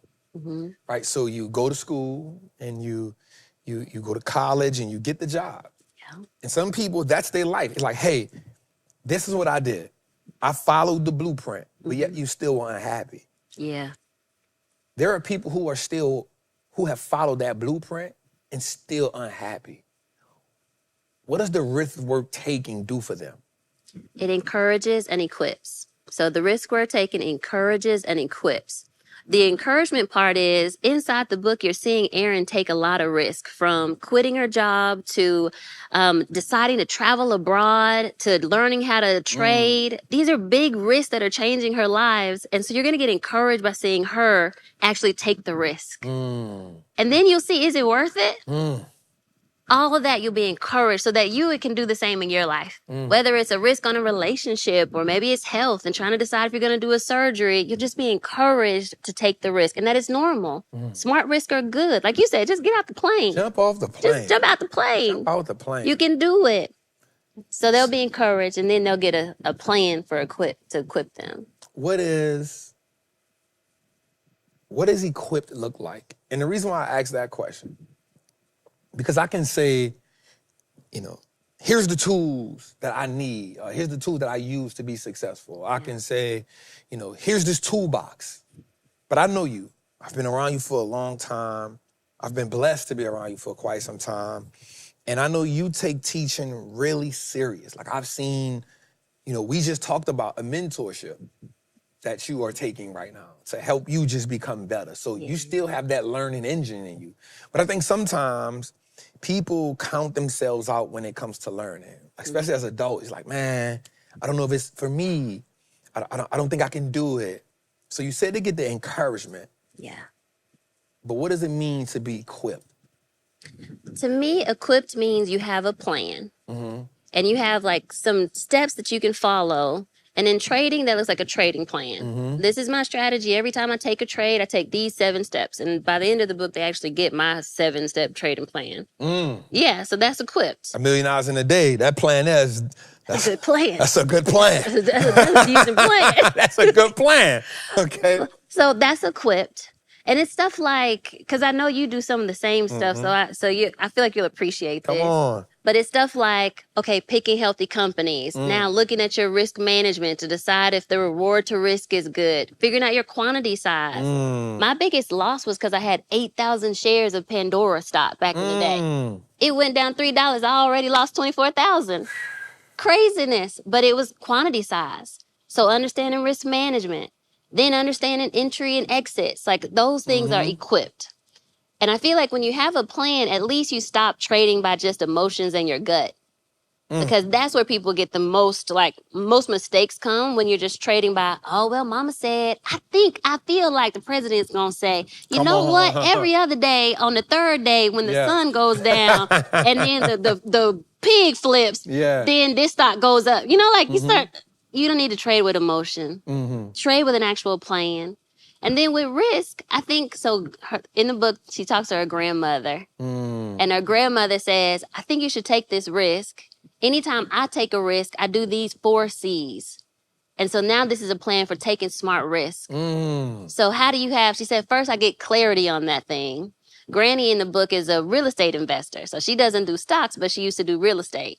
So she says, okay, well, you got to get clarity, figure out your numbers. When I did my real estate, I thought about how much is it going to cost for rent and how much will I have to pay in my mortgage and how much, all the get clarity on your basics. That's good. Then you got to do your caution. What's risk management look like? It's a risk for a reason. So the same thing if you got a parachute when you jumped off the plane, you need to have some risk management steps for whatever your risk is. Even if it's, I don't know, in the book, the mom also takes a risk in getting married. And she says, well, it's a risk because 50% of marriages don't succeed.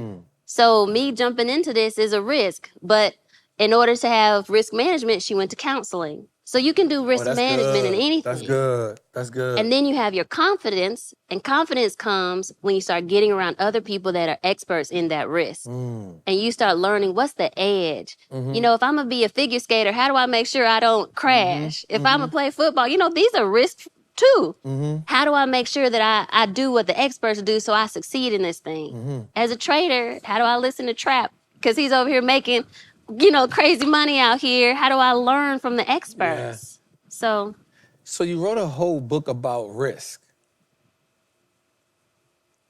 How do you talk people out of taking risks that they normally would take? That they normally wouldn't take. So how do you say, so when we say it's, for me, it was jumping out of a plane. Yeah.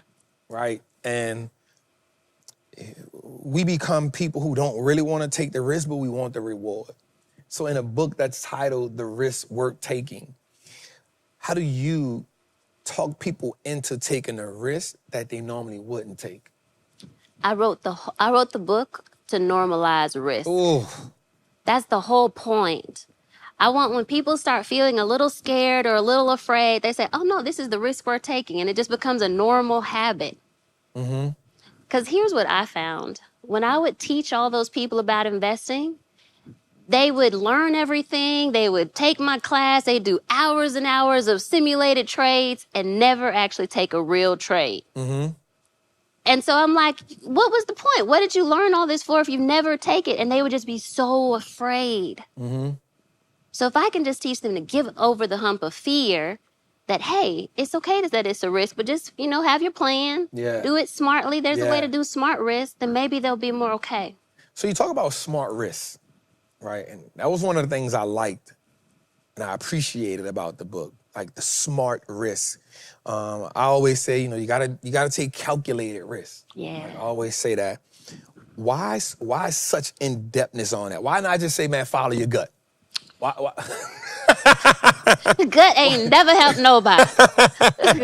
The gut, well, let me tell you, girls, we have some good Now, intuition. come on now, that female We intuition do different have now. some good. That We female have some good intuition gut. different now. But with a chart and with investing, I feel like it's better to have a plan. So doing something with a plan, and that's how you have it smart. If you've thought it through ahead of time and actually, okay, I'm going to get into this and I may not know what I'm doing, but I can figure it out along the way. That allows you to just have the courage to do it. Yeah. And so the framework you give is almost like a system. So that's one of the things I talk about a lot is having a system. So when I was reading it, I was like, man, this is an amazing framework that she is laying a blueprint for. And I want to get into this before we go further. How important it is for you? Like for me as a man, I love women. I'm happy about that. Right? I'm glad I you love love women. us. But I know that for me, a lot of my passion comes from teaching men, right? Like, cause I know, I was in the street and I didn't have my father and I went to prison and then I saw the people that I was looking up to and, the advice. So I love being able, even I started the show off with talking to men. Hey, bro, do this, right? Yeah. So that's my thing. And I know how it's important to me because I know as men, we operate different when our money right. Now, I'm not saying women don't, but I know I've seen women that can endure, women will endure and be like, yo, this is part of the, right? But men, like, we be in a whole state of depression when our money ain't right. I don't want to get your phone number. I don't want to do nothing. My money ain't right. Leave me alone. Leave me alone. God, leave me alone. My money ain't right. Leave me alone. I don't want to go nowhere. So how is it important? Leave me alone. Leave me alone. My money ain't right. Alone. So how important it is for you, right? Because we live in an era right now where women, especially Black women, are doing so many phenomenal things. They're climbing that corporate ladder. They are, I think right now I saw a statistic that said that Black women are like leading this entrepreneur revolution. Like y'all getting out there, y'all doing the thing, y'all making y'all money, right? So how important is it for you? Actually you play both sides of the field. You've come from that career woman, and then now you just switched it. You're still a career woman, but now you're in the entrepreneurship world. You're building an empire. You're building a team. Mm-hmm. How important is it for you that women can read this and step into something? Like, because listen, we getting into the summertime, trade and travel. I already know once the women read this, that's gonna be a whole new wave of women we got now. We got women trading and traveling. They trading and traveling. They trading in the beach, hate to see me coming. And they trading in catch me in some turquoise waters, right? I get it. So what is it that when a woman reads this and sees this, what is it that you put in here that can make them have that aha moment? The people that call me, like in terms of that I'm passionate about, is the burnt out overachiever. Ooh. I want to talk to the person crying in the bathroom like me. Oof. Because when I was crying in the bathroom, I felt like I had no other option. Mm-hmm. In my mind, I was thinking, well, I've worked up to this job and I have a title now. I have this career now and people look up to me. There's no other option but for me to just work at this job that I hate and that is killing me. And I couldn't see another way until I started trading. Then now all of a sudden I have this other option. Like I'm making money in a different way that doesn't rely on my boss. And I actually can leave this job. And if he does say something crazy to me, I'm gone. Say something. I wish you would. There's like a whole different way you walk. I wish you would. I wish you would. I wish you would say something to me today because I can get up out of here. I had one day in my office at the school, I made $3,000 in a day. Oh. That was almost my monthly salary. Yeah. Oh, you couldn't tell me nothing. Yeah. I was walking different in the hallway. Like, oh, you got something to say? Yeah. No, and I've had some crazy bosses. I've had crazy situations at work. I hired some people. They tried to stab me in my back and then tried to take my job and later told me, oh, you know what, Terry, now that I'm in your job and you're fired, you were doing a good job. What? I can tell now that you were doing everything in your job description. Of course I was. Like, I think sometimes women, black women especially, we make things look too easy. And right now in the economy, I think they said something like 600,000 black women have been fired. Like, Yeah. that's who I want to talk to. Come on. How do you make your severance last longer? You just got fired from this job. They gave you a severance check. How do you trade with that to make sure that you're going to be okay? Because unemployment is lasting longer nowadays. Right? So bad. Or you have this job and they gave you all these stocks and now your stock is vested and you left the job. But now how do you do something with those stocks? How do you sell calls against it or make some kind of revenue so that you can sustain yourself? But instead of knowing how to make their money grow, they're worried like, oh, I got to go get another job. I got to just rely on unemployment. How do you make that unemployment check last a little longer? Oh, every time I get this unemployment check, I'm investing it. Now we got this umpteenth return, right? Like, I want women and men, but these burnt out for sure. overachievers, which sure. a lot of us as women right now, I want us to feel secure and have options because we know how to do something with our money. Unintended.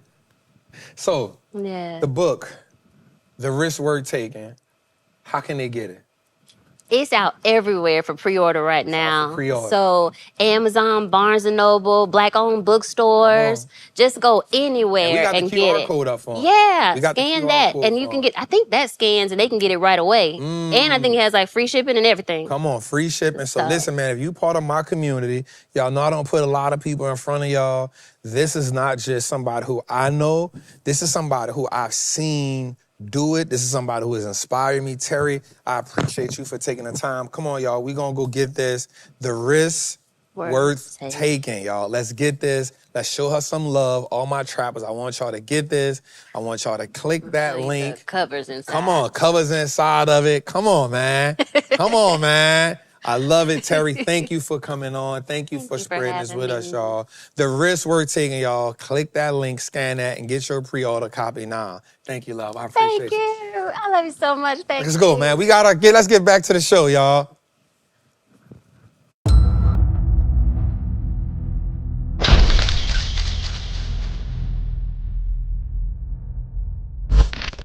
You shooting a clothing line for a Travel Apparel Inc.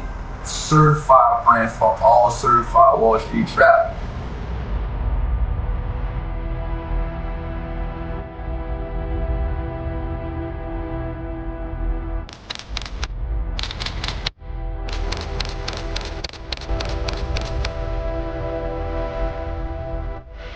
Travel me.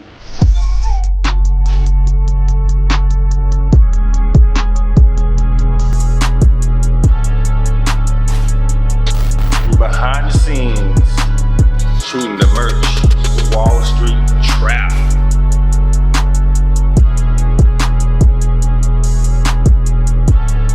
Building wealth is a revolutionary act.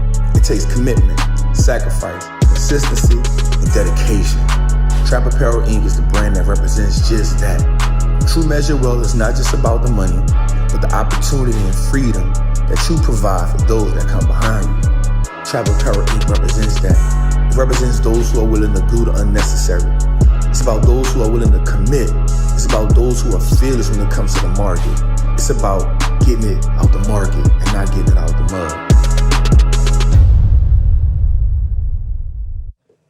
All right, man. Jose, what's poppin', bro? Man, look, people's like, yo, y'all did that all live? Yeah. Come on, man. Live, man. Live What they and talking in about, effect. man? They don't know how we get down up here. Live and in Come on, effect. man. We live. We live. Eh? Somebody say Trap turning into Montel. Come on. I said Trap turning. Look, they say Trap turning into Montreal. Hold up. See, now they done started something about Trap. Who the next guest is? You know. I mean, you know. TD Jakes. Obama. I mean, You know. come on. All right, so man, Terry is a great friend of mine. I gotta tell her, man, tell her, me and her mom are so cool. Let me tell you how cool me and Terry is. Her mama was in New Orleans when I was down there one time. And she was like, Trap, take care of my mom. I'm like, tell her I got her. That's my girl. You know what I'm saying? So yeah, man. So shout out to my girl, Terry, man. If you in the chat and you ordered it, man, check it out, man. Like, I know that's not a fluff book. It's a good book. I read it. I went through it, bro. I love it. I love the breakdown. So yeah. Let's lock into that. All right, Jose, we got to get to it, bro. We got to show that we on. So we got to show them. We got to show the people the money, man. Got to show them the money. We got to show the people the money. Let's show the people the money, man. Let's get to it. All right, let's get into the recession. All right, let's get into it, man. So out the gate, let's look, man. We got a lot on the plate, right? So now think about this. This is what I'll talk about. Think about me going through all of these plays and extracting $800 and something thousand worth of Sean shaking his head like, bro, I probably could. I know if I would have stayed in them plays, this was $1 million day, dog. I don't want to think about it like that, but god damn. Bro. This dude Trump, bro, you never know what he gonna do, bro. He's such a, bro. Anyway, let's go through it, man. So out the gate, we got Apple. Now, mind you, think about this. I want y'all to see something when we talk about these plays that's up right now. The money that you see me up on this plays, this is me selling at least 0.25% of the position. This is me selling at least 0.25% of the position. So we got Apple, we up on that one. ACLS, we up on that one. AEHR. Now, I got to get on my Patreon because they were scared of this play. Trev, what we going to do at AEHR? Let's get out. I was like, you got to pump the brakes, family, right? AMAT, we still in that, doing good. Amazon, we still in that, doing good. AVGO, we still in that. BE. We done took profit off this so many times. Now, today I added a new BE play. Now, I had to get a Patreon, my, what's the word I want to say here? So I made the play around the time I was supposed to make the play, and then I got on an airplane. I was leaving Florida. Well, sometimes you get in the clouds and the stuff ain't working. So when I did get to him, I said, hey, I got into the play. It was about $302, $301, something like that. I was like, wait till the end of the day. You know, to see what they do. If they do something at the end of the day, then we'll check it out. All right, Caterpillar, we still in that play. COHR, Dell, Drum. All right, we in that. Everything looking good. Let's go a little further. Let's see, let's go a little further into that, because I just need the people to know, like, we be rocked out. We be rocking. All right. Let me see something. Hold on. Let me, all right, so then we got GEV. GEV is turning around, man. GEV, I feel it. All right, that's our second GEV play. Then we got GLW. I put that play in last week, like Thursday or Friday. I can't think of. Google, then we got another Google. We got Goldman Sachs, and I told y'all Banks was turning. I told them Banks was turning. I said technicals. I said technicals, Lord. Technology. But I said there's memory. And then there's equipment, hardware, right? And I said industrials. And I said, I see banks turning. Banks have been turning. Goldman Sachs also got a push because they also underwrote the SpaceX IPO. So that was but here's my cheat code to you. If you can't afford Goldman Sachs, go get Morgan Stanley. Come on, man, let's go. Then we got GSIT. This was a lower tier play for my people who, you know what I'm saying? So we good. IGV, software, Intel, Marvell, MU. Now, mind you, this MU play is up $47,000. It's up $300. Bro, I done probably ate off this play 6 times. This one play, I think I had 30 contracts. I think I'm down to like 5. Like 30 contracts, I'm down to like 5. So let's go a little further. We got another MU play. That was the last one we put in. And then we got the NBIS. So that one not really performing right now. We put that one in late the other day. It didn't perform today, but I'm telling you, I think that one gonna take off. Why you looking like that, Sean? You in so many plays. Why you in so many plays? Say, chill out. It's 3 pages. I'm like, dang. It got longer than the previous. Hey, chill out, cuz. Chill out, cuz. Listen to you. It's not about how many plays, it's about the exposure. So think about this. So you got to think about this. I have a hefty 7-figure portfolio. Yeah. I got a Patreon. So some plays I may be in big, and some plays I may be in small. Yeah. And so that's why I be taking profit. So I'm not, watch this. My exposure comes from how deep I'm in the play. Right? So let's say like my STX plays, I might have had like 20 contracts. So some stuff I might have like 50 contracts. But now I'm like, okay, because I gotta feed this tribe, I'm gonna just go smaller on how much I put in. So like it may hit big, and then once it hit big, I'm like, all right, let me get some out of here, because I don't wanna be overexposed like that. You know what I'm saying? So I do need to come up on some of them. I probably gotta come out some of them. We going crazy. But you gotta feed the squad, man. I gotta feed the squad, dog. The squad gotta eat, bro. So I gotta be like I'm gonna use this analogy, but don't take it the wrong way. I gotta be like a hyena, man, like a wild dog. Like they just, they eating.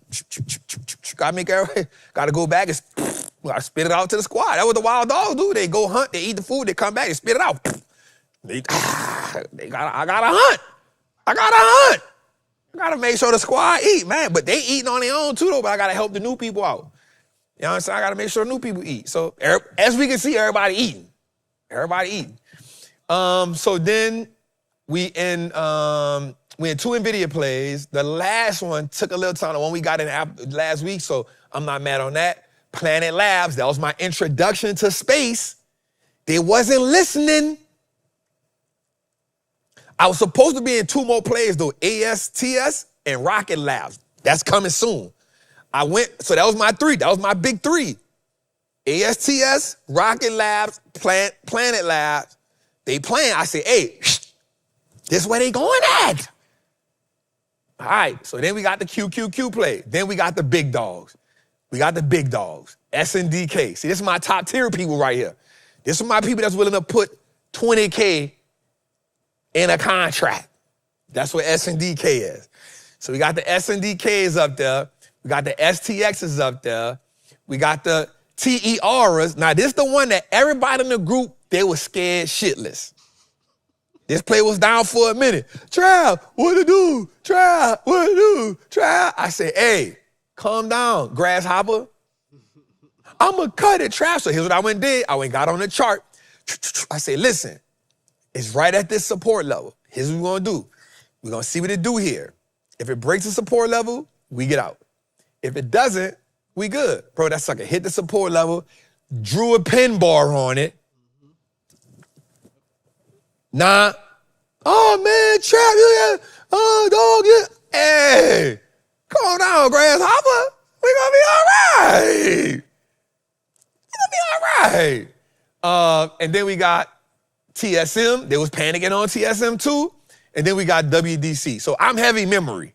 So here's my goal that I tell people all the time. Watch this. Stop fighting the market. Go where the market is putting the money. Will there be drawbacks? Yes, there will be. There will be pullbacks. This is why we get our cash, we sit on the side, and then we wait. Pullback buys at key levels is what we do. Pullback buys instant support is what we do. Dynamic support is what we do. You keep the system simple. And what happens is, and I was telling them this in the group though, the profit looks good on the screen, but it looks better in your pocket. Right? It looks great on the screen. Watching it, I want to see it grow.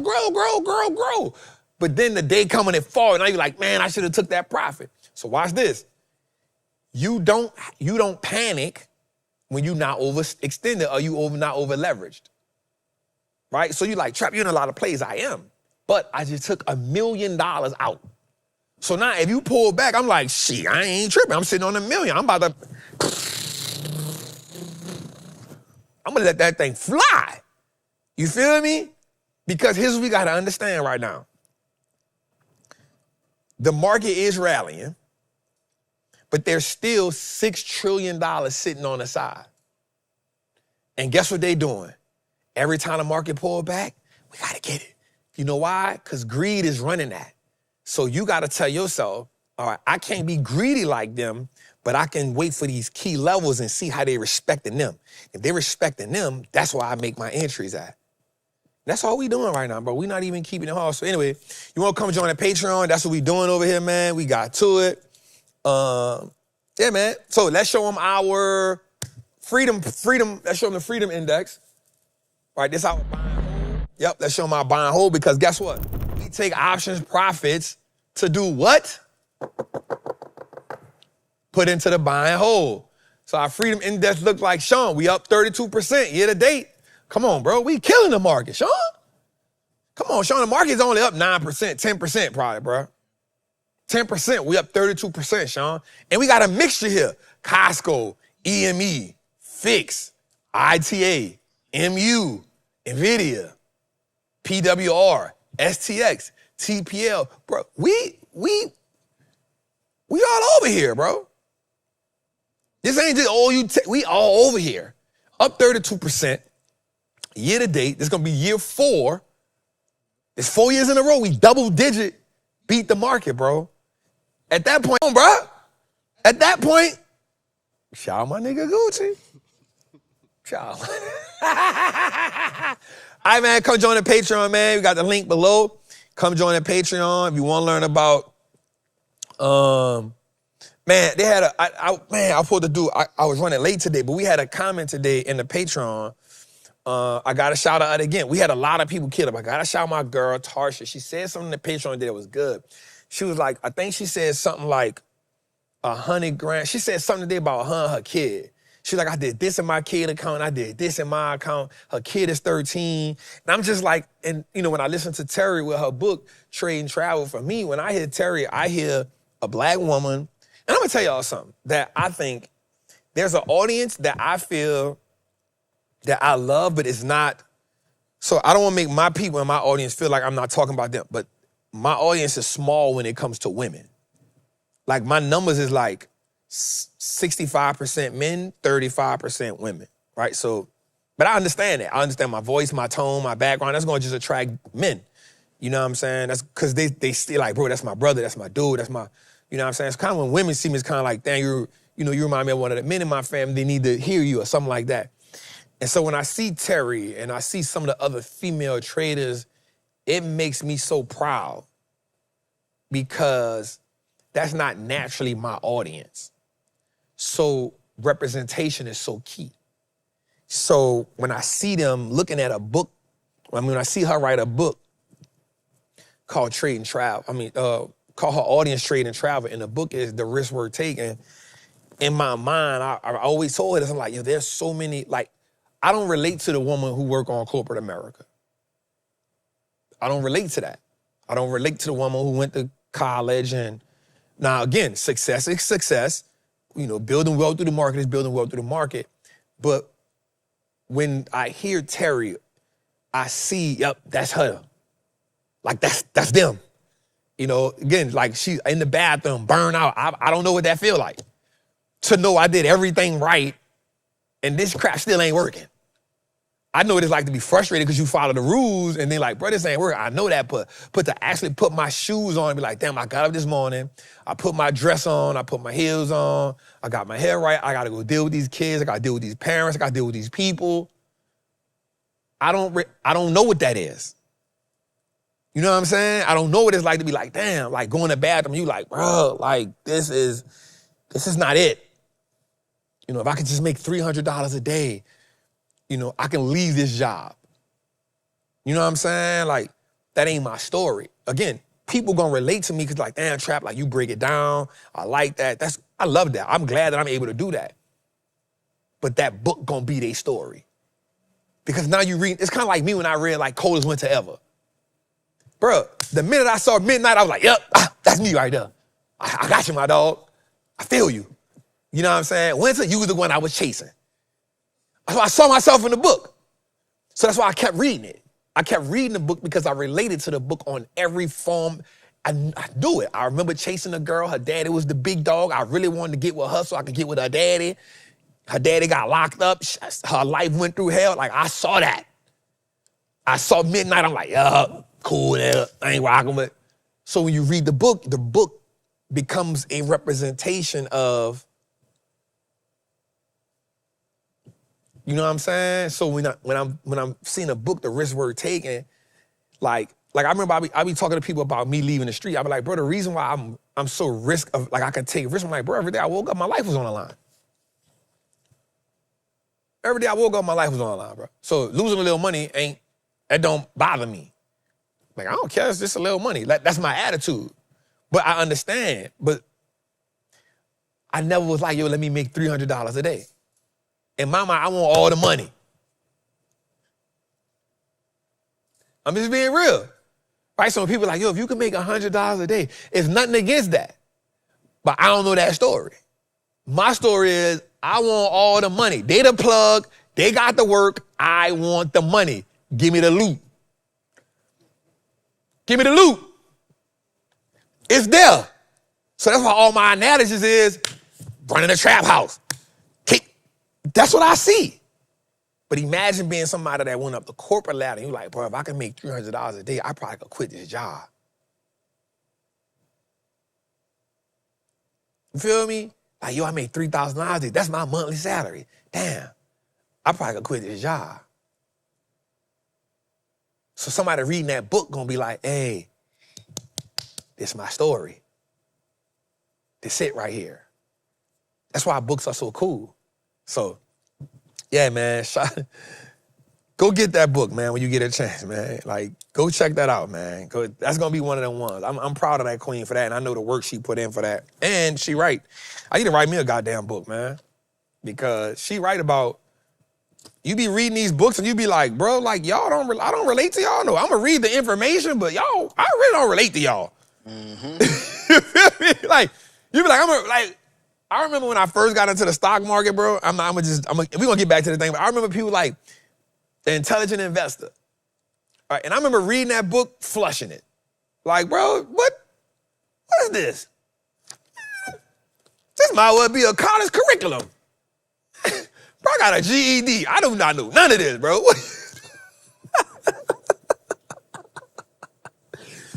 I've always fought people tooth and nail behind that book. Like, bro, that book is not that good. What y'all talking about, bro? I am not. What you talking about? What? Man, so that's why I related to Peter Lynch, because he was so simple. You know what I'm saying? Like, I related to people that was simple. I was like, you gonna tell a new investor, somebody that don't know nothing about the market, to go read The Intelligent Investor? I still don't know nothing about the market, bro. Because I did not read it. Now, once I got into the market, after a while, I had been in the market for some years and I read it again, I still was like, nah. I get it, but nah. Me and Warren Buffett, like, I can get it. He's the greatest investor of all time. I can see why he liked this book.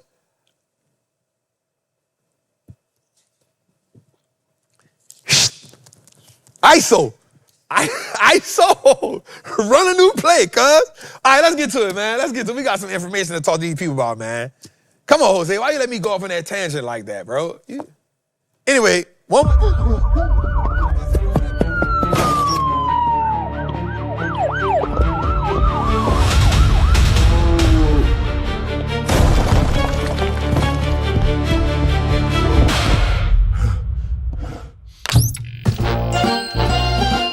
Showing the Wallstreet Trapper. Patreon.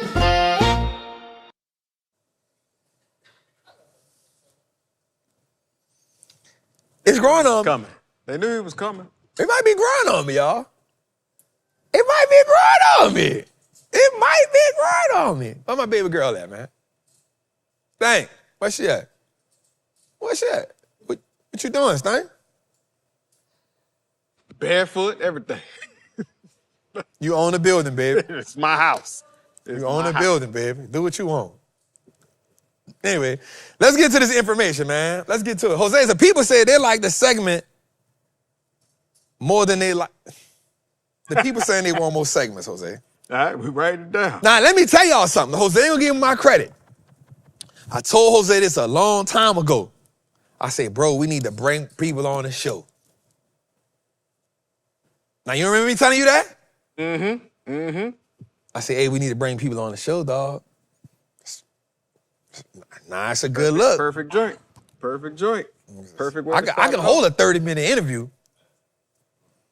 Come on, I got the questions. Cuz. All right, let's show the people the money, man. I mean, let's get to the information. The people need to see the information, man. We going on, what time it is? 9:50. 9:15, man. People ain't got no...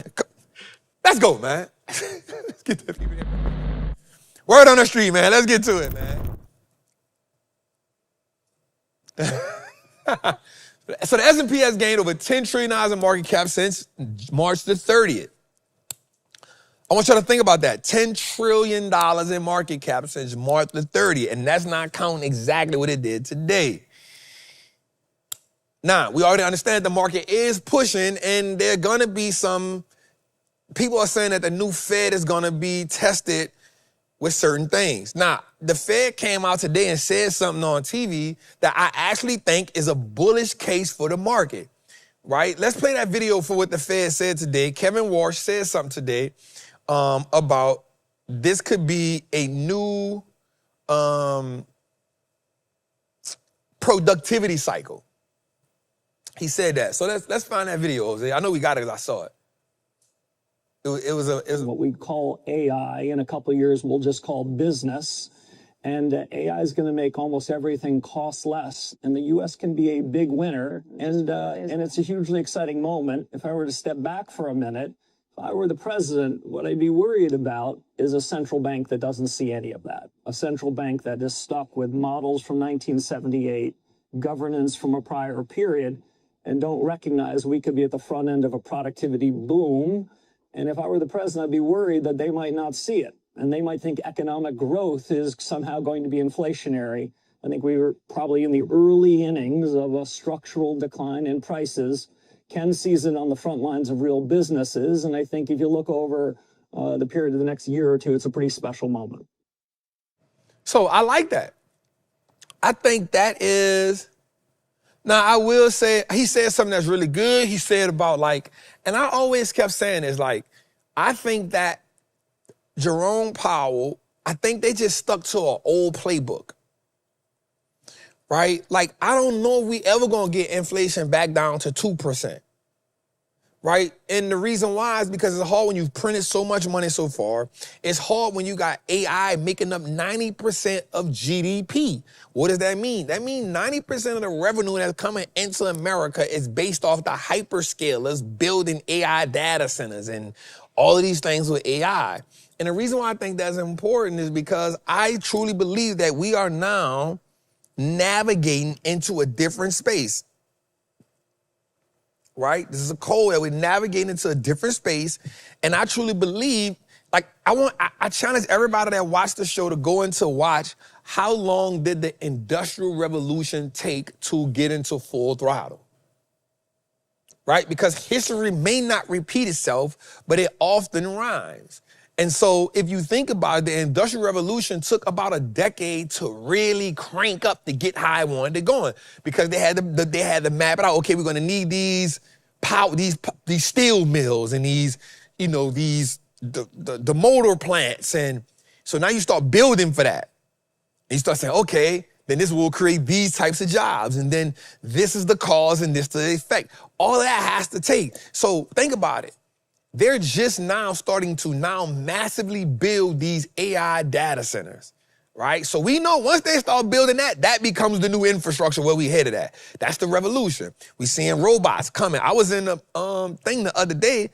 Where I was at, man? Quick Trip. I was in a Quick Trip. They got the robot mopping the floor now. I said, what the hell? You seen the little robots that be delivering the food Then on the me sidewalk? and Leah, we saw the robot on the side of the street now. This is where we going at. Right? This is where we going at. And so now it's going to be, so now I'm seeing more Waymos, more and more now. Right? So they start to now, they coming. And so I think that, as it evolves, it will evolve more. And then the market will correct itself. It'll break down because the market going to feel like it's overextended. But think about this. That run we had from 2008, after the 2008 crisis, we went from 2009, 2010, we didn't get another really, really big fall until the pandemic. You had some pullbacks, you had some 10%ers. You didn't get another big one until you didn't get a 20-something until 2020.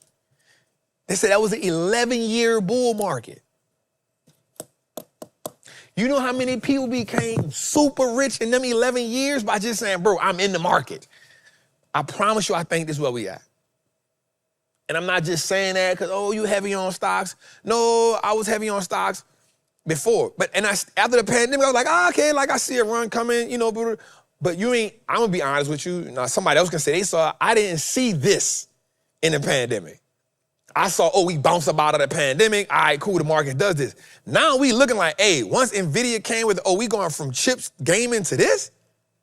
And then now we seeing it. It's like, oh, now this coming and this coming and this. We seen it double down. So I'm telling y'all, I truly think when you think about this cycle, this is about a 10-year cycle that will have hiccups, that will have different, you know, pullbacks and stuff. But man, this is the time to get wealthy, y'all. Not to mention, you now getting into the wealth transfer where all the baby boomers now about to give, they don't want that and their kids don't want that. This is the perfect time for us, y'all.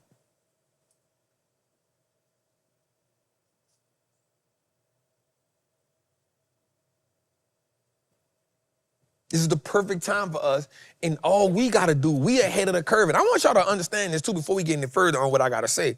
I want y'all to really take this into consideration. You really don't realize that we the minority of investors and traders. And I'm not talking about black either. I'm talking about this era. See, you watch Trappin Tuesday, and I'm going to just highlight this right quick. You watch Trappin Tuesday, you may watch Earn Your Leisure, you may be looking at, you know, different people on the market, on YouTube. Bro, I promise you, that's a small group of people. It's a small niche of people, bro. Right? Because I promise you, you get 100 people in a row, probably, man, I'm being bullish if I say 10% of 100 people gonna say they trading. I'm being bullish. Bro, it's probably like 5%. It's probably like, if you put 100 people, bro, it's probably 5% of people that like, yo, we trade and we invest. Everybody else like, my job do it. Oh, I got the 401k, but I don't really know what's in there. But now what happens is everybody follow the same pages. You follow me or the other people. You know, you're on Twitter, you follow these people. You go on YouTube, you follow these people. But it's a small group of people, family. It's not that big. So while it look like everybody investing and trading right now, I promise you, they not. And you know how you know they not? Look at your phone right now and say, hey, what y'all think about this Amazon stock? This is a company that everybody know of. I challenge everybody right now. Everybody right now, it's 9:24 Eastern time. It's 8:24 Central time, and it's probably 5:24 if you're on the West Coast. I don't know what the hell time it is in Mountain Time. Don't hold that against me. But I challenge you to text 10 people in your phone right now and be like, man, what you think about that Amazon stock? No, what you think about that MU stock? They're going to be like, who? Man, you saw that MU stock today? Who? Text 10 people. That's going to tell you. That's going to show you. And text your 10 closest people.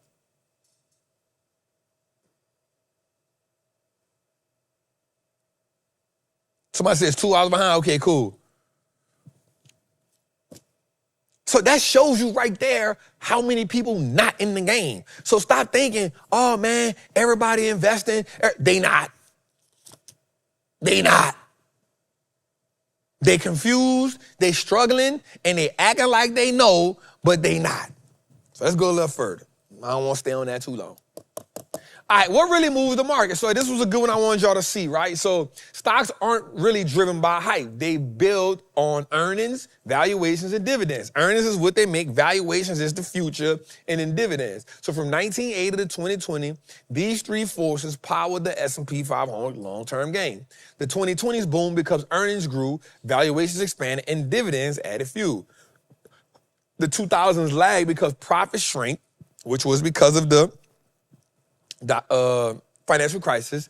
And while earnings fell, no amount of PE magic can rescue returns. Dividends are the backbone. Earnings are the heartbeat. The valuations are the seasoning. And long-term investors win by focusing on business that consistently grow profits, not on media noise and hype. And so I wrote this down. As we saw this, look at it. So from 2000 to 2010, it's about 0.4%. Look how it expanded from 2010 to 2020. And then from there to 2022, we can see that. So when you're looking for a company, you should always look for earnings, valuation, and dividends. And when you come to valuations, you're talking about debt, you're talking about that, you're talking about PE ratio, price to earnings. So what is the price I'm paying for a company's earnings, right? And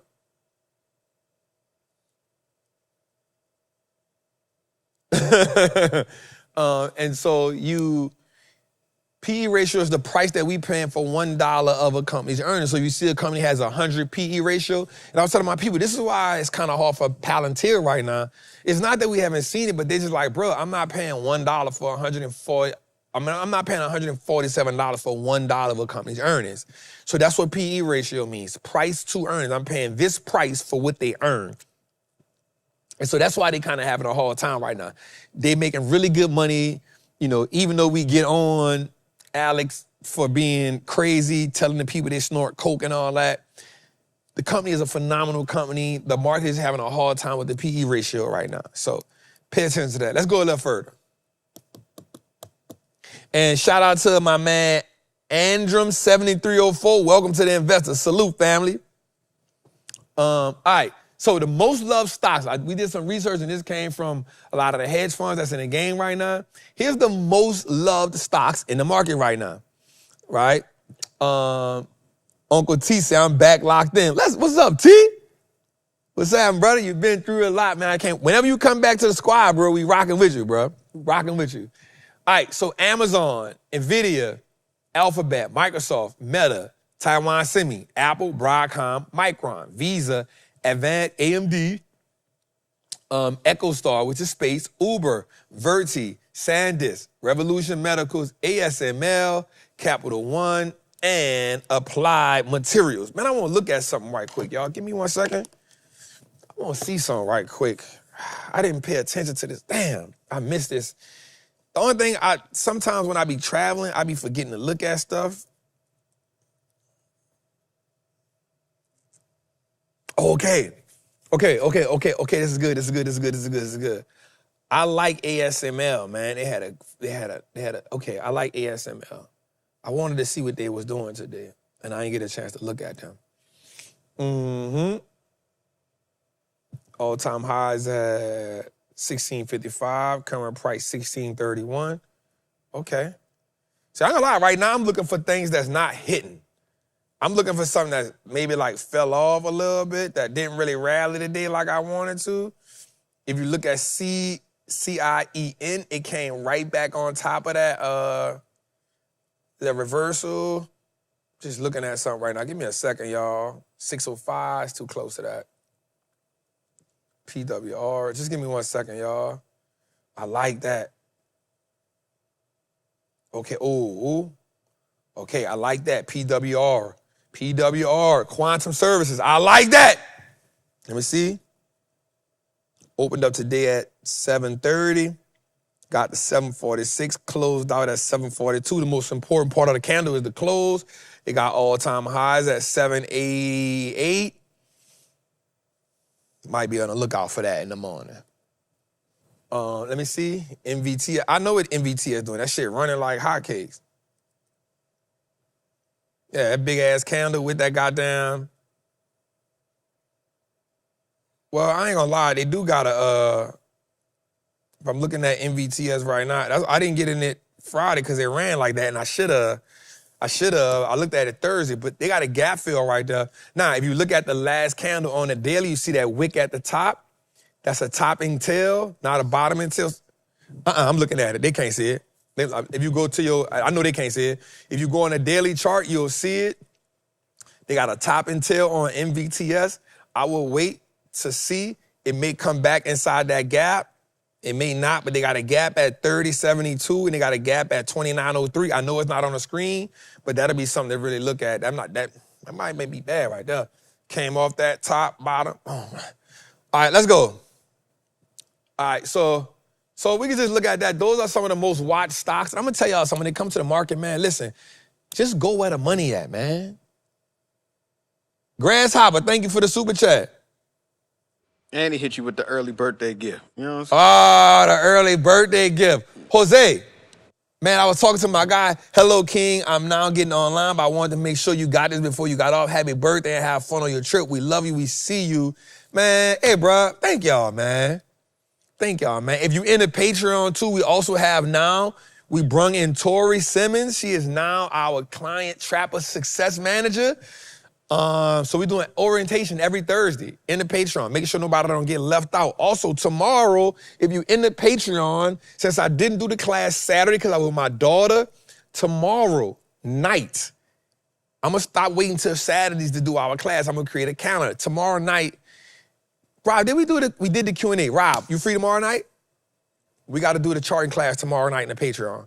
Probably be like a 2-hour class, man. I'm going to stop waiting till Saturday to do them because we got some different moving parts now. So I'm going to try to start doing them. But then you going to start having your thing on Wednesday. So we might do it Thursday. We'll do it Thursday. We'll do it Thursday, Rob. We'll do it Thursday. I'll get with you. All right. The companies dominating the S&P 500 in 2026 didn't run the world in 2020, and they won't in 2045. So watch this. In 2020, look who ran it. Microsoft, General Electric, Cisco, Intel, Exxon, Walmart, and Pfizer. The only one still up there right now is Microsoft. You got NVIDIA, Google, Apple, Microsoft, Amazon, Broadcom, and Tesla. That's who up there right now. That's what. So, and I'm saying this to say that when I say that every company got to earn a spot in your portfolio, I mean that. And what I mean when I said it is the world is evolving, companies got to evolve too, and so does your portfolio.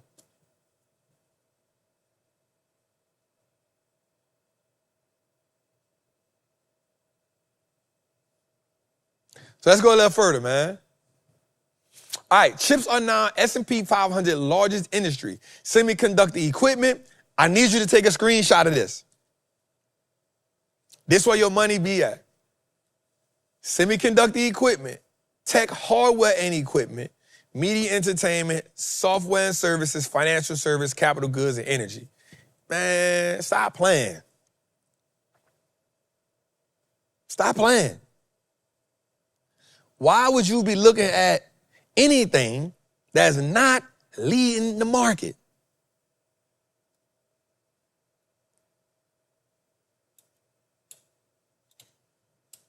Let's go a little further, man. Salute to y'all, man. We got 3,400 people in the chat tonight, man. We got up to 3,600, man. Our goal this year, bro, I promise you, my goal this year, we got to get to 5,000 people, bro. We got to get to 5,000 people. I want us to get to 5K people, bro. We got to get to 5K people. Let me say something before we get any further. Did y'all like the interview we did with Terry? Did y'all like that interview? Did y'all like that interview? Now, I'm not saying I'm going to have somebody every show, because I'm not about to be out here chasing interviews. Thank God. I'm not about to be out here chasing interviews every Tuesday. That ain't my life. But did y'all like that? That was a good little sit down, good little. All right. Yeah, man, we did. Somebody said, nah, Trap, we ain't like it, bro. We loved it. Man, okay. Okay. We're going to start looking for some people to bring on the show, bro. And then Terry a warm hug, too, so it's as a matter of fact, she might be the queen of the warm hugs. No, Terry definitely a warm hug. Yeah, the first time I heard her talk, I was just like... She's soft-spoken. Oh. Yeah. Oh. But I'm also a pretty good interviewer, dog. Yeah, nah, you killed. Come on, bro. I'm a good interviewer, dog. Montel. Come on, man. Montel Howard. Come on, man. I'm a pretty good interviewer, dog. I got a couple billionaires. Just ain't got the bald head. God bless me. Just ain't got the ball. It was the look. The look. Look, I set him up, he knocked him down. Shout out nigga Robbie here. Let's go a little further, man. Let's go a little further. I ain't mean no harm, brother. Somebody said you been starting. I have been. All right, so the U.S., now watch this, y'all. This is interesting, right? I saw this and I thought this was real good. So watch this. The U.S. consumer confidence.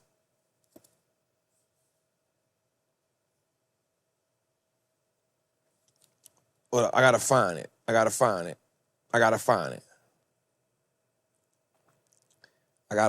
I had wrote this in my chat, my notes. All right, here you go, right here. So the U.S. consumer confidence is low, bullish for stocks or not. And I wrote this down. This is some data for us.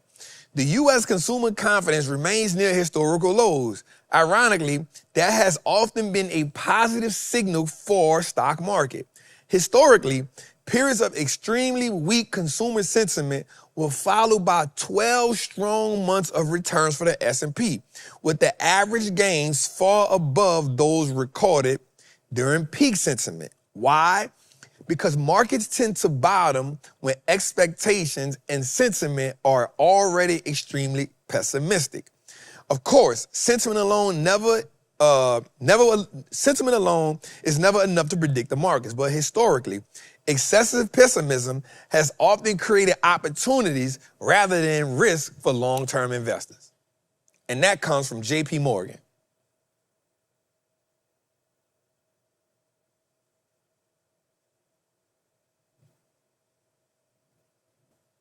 So just think about that for a second.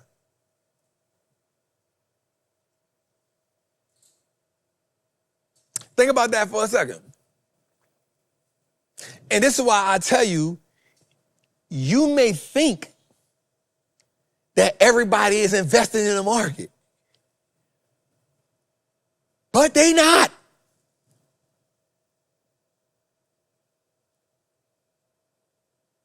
They not. People are really not investing in the market.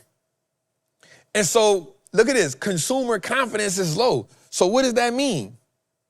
Thank you, Lad, for changing our lives. Your courage and knowledge is uncanny. Thank you, beloved. And my dog reading the drink. So again, it's not pre-recorded. You know what I'm saying? I said, and my dog reading all y'all drinks. They thought it was pre-recorded? Some people, you know. Man, like, go ahead, man. No, people were really like, yo, how y'all do that? Like, people thought it was pre-recorded. So let me tell them something. For real. I ain't gonna lie to you, Jose. You slipping. Let me tell you why you slipping. You should have actually been recording how we broke that down. So let me tell y'all something right quick. So he came in. Me and Jose bump heads a lot. But that's my dog. So I came in, and Jose was like, hey, we gonna get Terry sitting on side of you. I said, negative. Nobody's gonna sit on side of me. The desk ain't built for that. This is my desk. It's meant for me. Nobody's not gonna sit on side of me, cat a corner. So I said, so Ashan said, well, what did we went? I was already trying to figure out like how to move it. I was like, let's turn the desk. So Ashan said, well, can the old one work? Jose was like, no. You know, I didn't say no, I said it's a lot of movement. No, he was like, man, that's a lot of, hear me out. I said, man, so listen, I know he know when my brain start moving. He like, is you listening? I'm like, yeah, I'm listening. Whole while I'm like calculating, like, I said, hey, take my phone right quick, press the stop. How much time we got? Man, we only got, I said, man, 2 minutes is a lot of time, bro. 2 minutes is a lot of time. I said, all right, everybody come in right quick. Get right here, get right here, get right there, get right there. Move this, move this. Now, what I would say about my dog, when he see me in motion, he be like, hey, I love it. I'd be like, let's rock. Let's go. Let's rock. And I timed it. I'm bored. I said, let me see. I timed it. It was 1 minute and 27 seconds. I said, that means we still got another 1 minute and 3 seconds for Jose and everybody else to get the cameras right. And then, after we did, I said, now let's break it down. We broke it down. We did it in 1 minute. I said, so we got 1 minute and 30 seconds to get it right. Orchestrate how everybody's supposed to move. We gonna move here, you come here, you do that. We did it. Ashan sent it to me. We did it in 57 seconds. We did it in 57 seconds. I'm just mad that my dogs didn't get Terry off of the stage. She almost fell in that corner. I know you lying. Bro, I was like, yo, they was like, move the desk. Don't try to move them They chairs. was moving everything. Yo, we gotta get the show. I was like, get Terry. Man, Uncle T, you know this ain't no damn pre-record. But she's still alive. But let's go, man. But yeah, so anyway, anytime consumer confidence is low, that's actually bullish for the market. You know why? Because we got to realize, I keep saying this, we keep thinking that the market is fair. When consumer confidence gets high, that's the time to be doubtful of the market. Remember what I told y'all? When an Uber driver and the person pushing the carts at Walmart, nothing against that, start saying about investing in stocks, that's when you know, go sit on the sideline. Go sit on the sideline. Right? But the consumer confidence is low right now. People are worried. Well, believe it or not, Wall Street like that. Because that means to them, oh, we can make the money.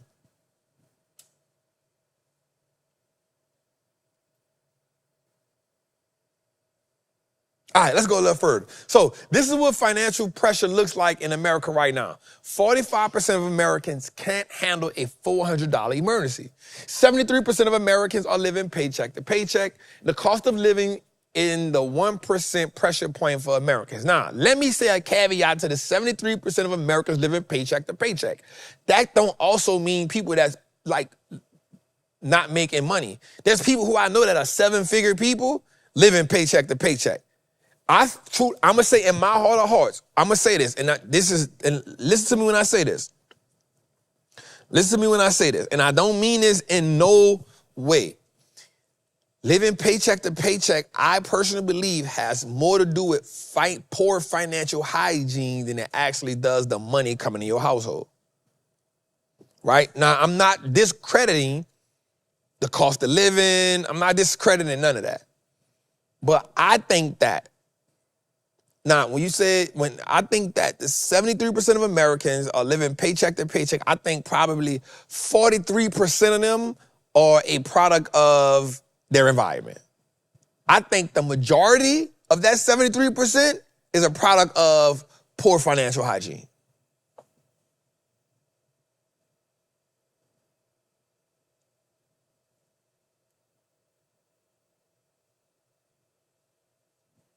Right? So I'm not saying that, I get it, inflation is up, such, but what are you cutting out?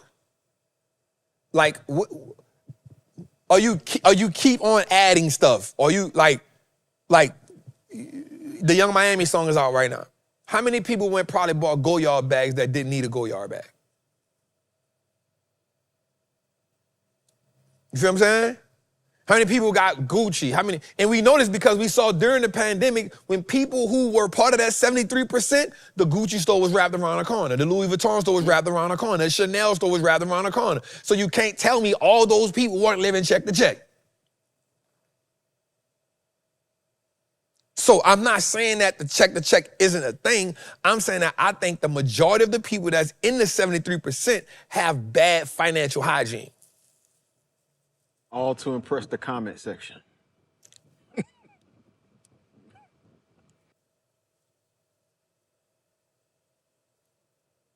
Hey, real talk. Me and Ashley had a business meeting. Dog, we went line by line. All the subscriptions and stuff. She was like, nah, that. I like Ash. That, nah. Everybody got time for it, dog. Nah. Like, look, we ain't playing no games. Nobody don't got time for it, dog. Nobody don't got time for that, dog. That's not it.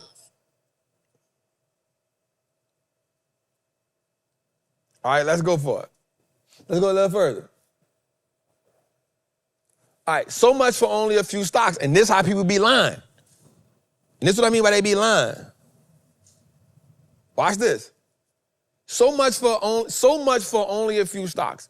They keep telling us that only a few stocks account for all the gains in the market, and this is real data right here.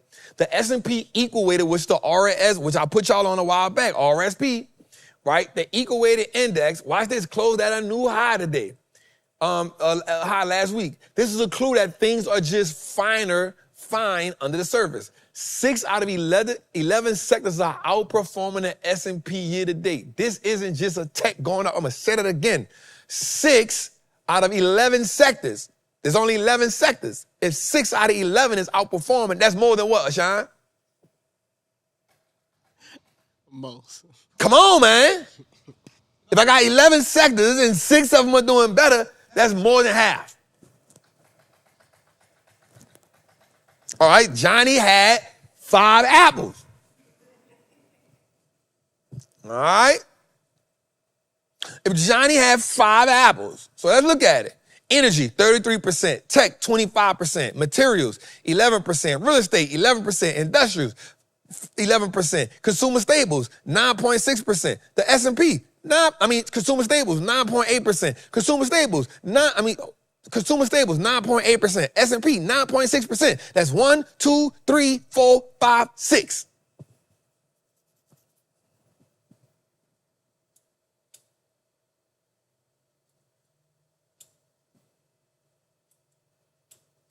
Then you got consumer staple, then you got consumer discretionary, utilities, communication, healthcare, financials.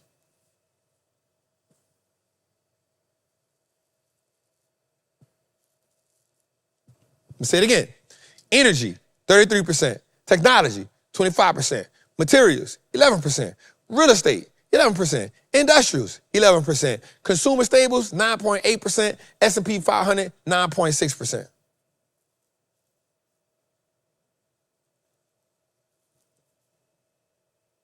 6 out of 11 sectors are outperforming the market.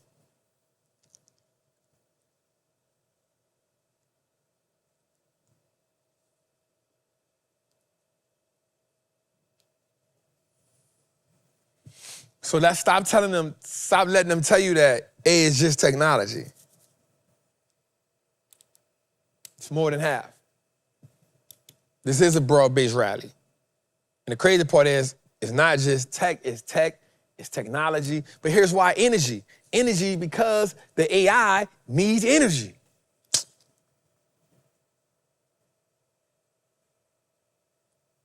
Man, somebody just said something so good that I gotta hold out. They said, bruh, I'm always so spoiled by the data that's presented on this show. Bro, you don't know what that means to me just not because I really take my time to process data. I don't have a data analytics team. I need to get one. All right, Miss April looking at me like that. All right.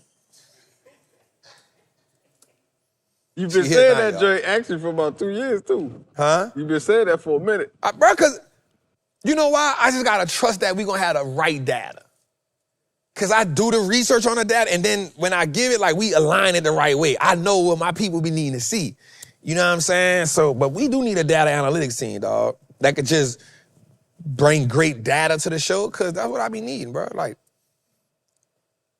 It's soul in the data that you bring, too, versus somebody just saying, oh, let me go on AI and try to search this up. Nah, you going in the trenches.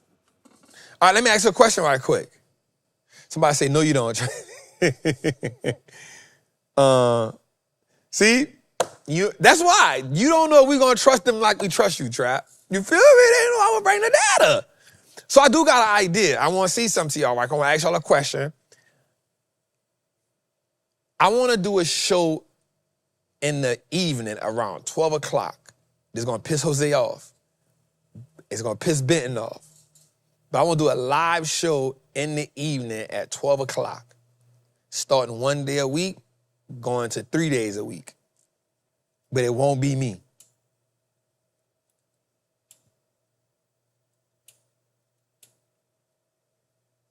I actually want it to be a black woman.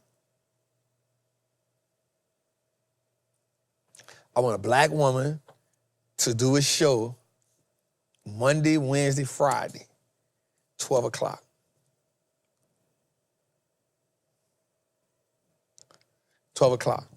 Midday, 1 hour, market breakdown. Whatever going on, she breaking it down. Pam, pam, pam, pam, pam. Data, charts,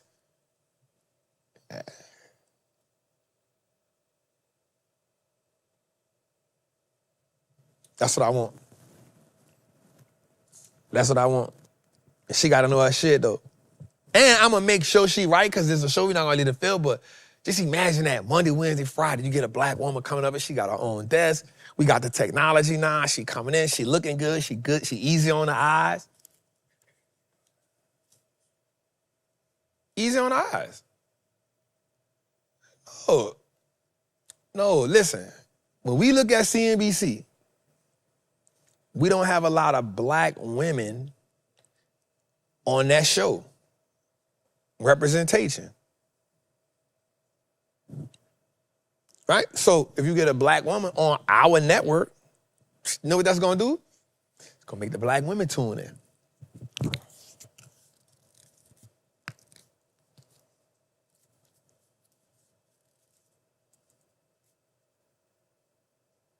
All right, let's go a little further.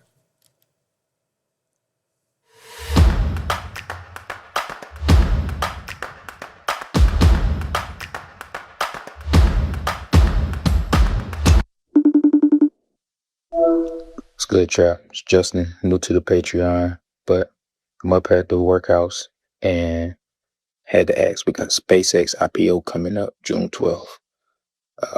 Wanted to see, should we be leaving some bread on the sideline, like 5 to 10K to go into SpaceX in 6 months, or should we go ahead and jump in when the IPO initially hit?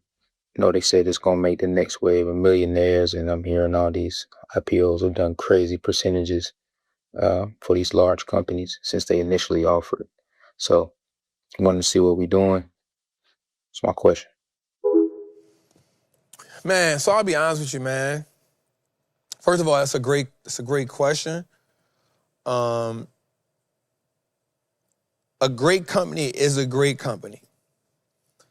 I'll be honest with you, bro. Like, I'm not trying to run and jump on the SpaceX IPO because I know how it's gonna go.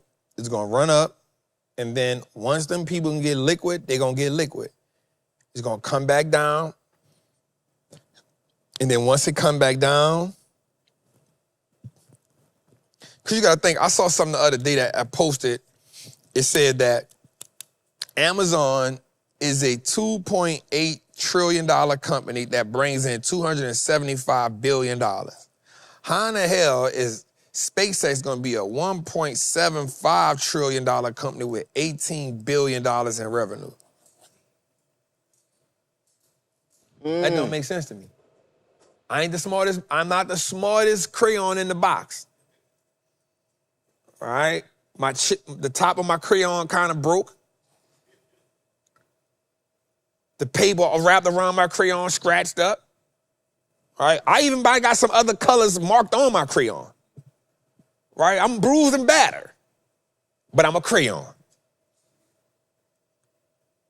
Right? So if you got a company that's worth $2.8 trillion, but it brings in $275 billion in revenue, that's called justifiable. I could justify $2.8 trillion by $275 billion. That's a 10x multiple. Right? The multiple justifies that.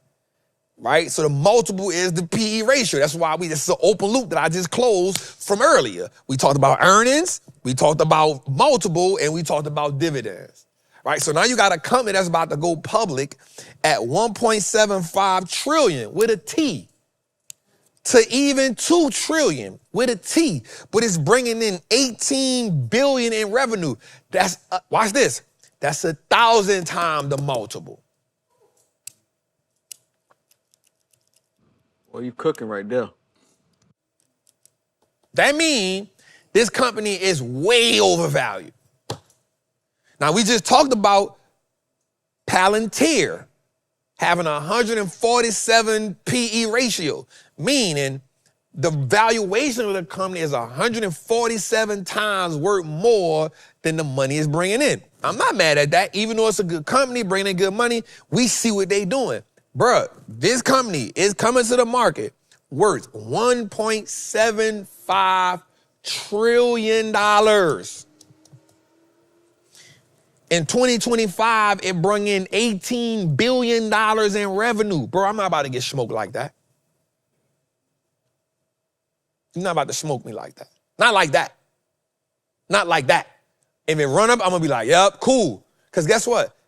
If it's a good company, it's gonna be a good company 2 years from now too. And now what happened is you can get some earnings coming in, and now I can start seeing that paperwork, and now I can see what I need to do to it. Man, I'm straight. Now, if you won't be smart, you just go invest in one of the space ETFs, UFO, NASA, Mars. You put your money over there, you get exposure to the whole space industry because they're gonna put SpaceX inside of those. All of those space ETFs gonna have SPX inside of it, and now you can make your bread. And then once it becomes the company it needs to be, then you can say, hey, I got it. But you keep saying, I won't get in it early. No, I won't get in it when the price is legit. Talk to me, Sean. For space, I can't hear you, dog. The space companies' PE ratio is on average 30 to 40, but again, it sometimes can be higher than that. Look at that. With an average PE ratio of 30 to 40. This thing gon' IPO with at least 100 and something PE ratio. Now think about this. Watch this. I'm gonna show you something even more bizarre. Nvidia is worth $5.6 trillion. And right now, it just brung in last quarter, it brung in $91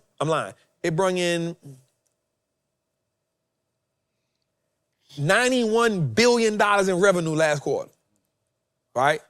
Nvidia brings in about $300 to $500 billion of revenue per year. And it's considered being 25 times the PE ratio, right? It's at worth $5.something trillion. Is worth 25 times of the money that it brings in. And this is the biggest company on the market. Just hear me right here. The company's worth $5.6 to $5.7 trillion. It brings in $300 to $400 billion a year, and it's still the valuation is 25 times worth of revenue.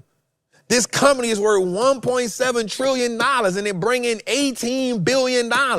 Bro, what are we talking about here?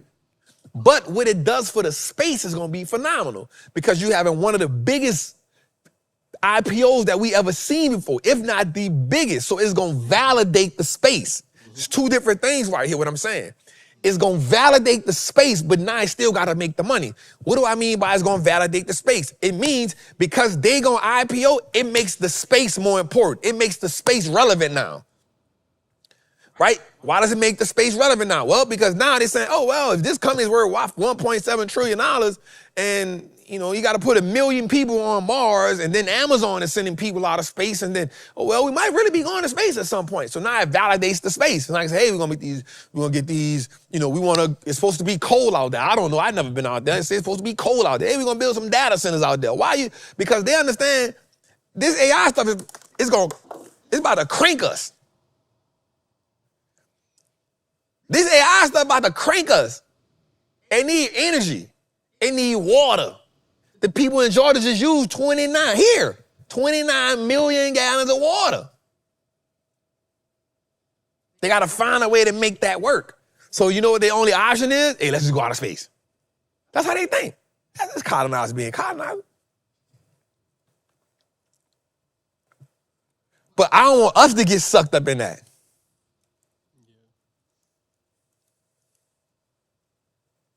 I don't want us to be like, oh, man, I'm about to get that SpaceX IPO. Here's the thing, bro. Let that thing report some money. If it run up, let it run up. Ain't no big deal. But let it show you, hey, because the market, one thing the market going to do is going to adjust.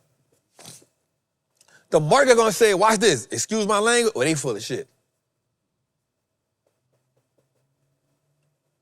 So guess what he doing now? Merging. Hey, we're going to merge Tesla with SpaceX. Why? Because now that dude ain't dumb. You know why he want to merge? So now we can justify the valuation. Now I can put Tesla money with that money, and now that I'm cooking these mugs right now. I'm cooking. They don't even got the grease. They don't even got the biscuits or the grease or nothing to go in this sizzle I got right now. I got that sizzle right now. I'm broke, baby. I ain't got no money. Boom. That's a fact. I see you shining, and I can smell them with money. Even Ray Charles can see you got money. Let's go a little further, Jose. Talk to me. Seema Modi has that story for us. Are people talking about this, Seema? They certainly are, Sarah. What we learned is that Elon Musk has engaged in thought experiments around folding Tesla into SpaceX's ecosystem, given the synergistic opportunities. That's according to people directly familiar with the matter who spoke to myself and digital reporter Laura Kolodny. What we found, first and foremost, Tesla and SpaceX share talent. Musk is CEO and sits on the board of both companies, as does his brother Kimball. SpaceX board members Antonio Gracias and Steve Jurvetson previously sat on Tesla's board. And there's another key figure, Charles Kuhlman, who serves as vice president of materials engineering for both companies. He's known, guys, for playing a central role in troubleshooting key design issues for both businesses. In fact, we're told engineers from SpaceX and Tesla often collaborate on solving issues related to energy, GPU constraints. Now, a deal of this size would be complex, with SpaceX having a potentially market cap of $1.5 trillion once it goes public, while Tesla is currently sitting at around 1.6. Legal experts we spoke to said that a SpaceX-Tesla merger wouldn't really invite antitrust concerns, but would raise some important questions on valuation. Tesla shareholders will want to know, how are they getting compensated, and if it will be a one-for-one trade, while SpaceX investors will likely want to know if they are overpaying. One thing is clear, Sarah and Carl, with Musk retaining 85% voting power in SpaceX, he's likely not going to receive a lot of pushback should he decide to pursue a merger, guys. I'm just thinking of all of the aspirational notes from Adam Jonas over the years where he would draw scenarios where you have Optimus robots working on the moon, you'd have the Boring Company drilling tunnels on the moon, things like that. Yeah, I mean, his empire is certainly widening, and the idea of cross-collaboration, to your point, Carl, is something that a lot of market participants have been brainstorming around. You just think about what SpaceX will be viewed at some point if Tesla is in the fold, because now you'll have rockets, satellites, social media, GPUs, as well as electric cars.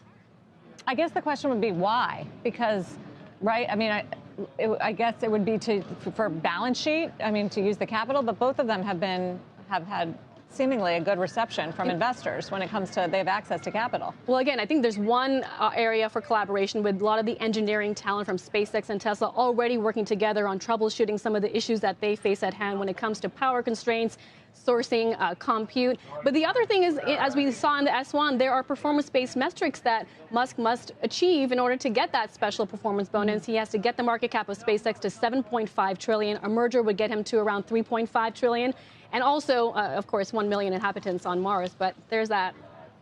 Yes. Lofty goal. I'll tell you the other thing that's kind of interesting is the reminder almost on a daily basis now about the value of Starlink, which we now know is a huge part of SpaceX's success. Today it's about the story whether or not they hiked prices on the Pentagon during the Iranian war. But then just a few moments ago, the American Airlines announcement, another carrier using it for Wi-Fi. And Carl and Sarah, I think that S1 really provided that level of insight on just how profitable and how much money is coming in with Starlink. In fact, one of the sources I spoke to as we were gathering information around this specific story on a possible merger was, would Musk consider a spinoff of Starlink, given the success we've seen of spinoffs over the past 2 years, whether it's GE or some of the healthcare companies? Man, that was just in time, huh? You feel me? So I'm just saying, like, for us, like, if you've been seeing my posts on Instagram, it's because I understand that what this is going to do for the space itself. It's validating the space, right? But the evaluation of the company, man, that's big. That's big. So I don't think you got to rush. I say you at least give it to end of year. And so what if you miss a good run up on it? At least it proved itself. If you invest long term, like, hey, I'm going to get it in the year, then I got it till 2050 or whatever. I don't know. My thing is I would invest in the ETFs and then play it that way. There we go. So Here's my next thing. Data centers, the $430 billion industry. Data centers are no longer background infrastructure. They are becoming one of the most capital-intensive, supply-constrained asset classes in technology. The market is projecting to reach $430 billion in 2026 and $1 trillion by 2035. I'm gonna say that again.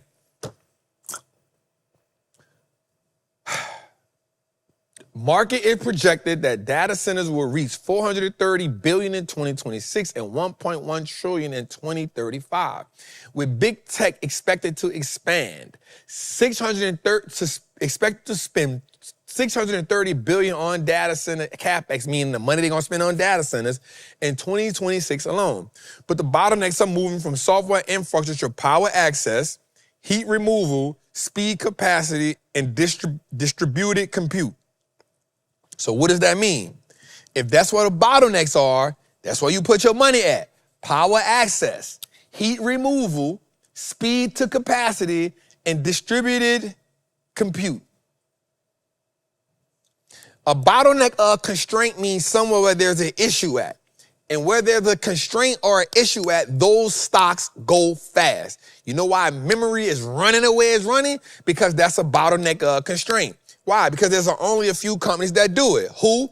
MU, STX, Teradyne, WDC. Those companies actually pivoted. SanDisk was the camera company. That's the company that all the photographers and videographers were putting the things in the camera. And then they came out and said, hey, we switching over from B to C to B to B to AI. Stock took off. MU said, hey, we pivoting from this to AI. Stock took off. Seagate, they say, hey, we going from regular storage, we are going to bulk storage. Why? Because they need memory. Memory makes the AI talk faster, but the AI also, watch this. Think about this. Think about it every time think about this. Think about it. This is why important. And we think about the individual use, but they think about industrial use. But think about this. Think about if every time you got in Chat GPT on one of these AI models, they didn't remember what you talked about.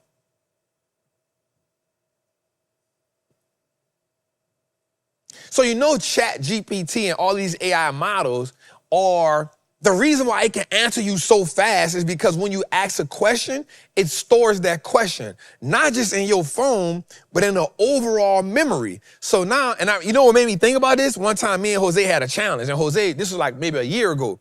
Jose said he asked Chat GPT to give him a glass of wine filled to the top, and it couldn't do it. It was like a year ago. It could not do it. You know why? Because nobody had asked me that at the time. Mm-hmm. So Jose kept having a conversation with it, like, nope, that ain't it. So we give him another pitch. Jose be like, nope, that ain't filled to the top. Come back another, he'd be like, nope, I said red wine. Come back another, he'd be like, nope. Jose was arguing with it until it got it right. Well, guess how I kept getting it right? I mean, guess why I kept on? Because it had to, it had to keep storing that information.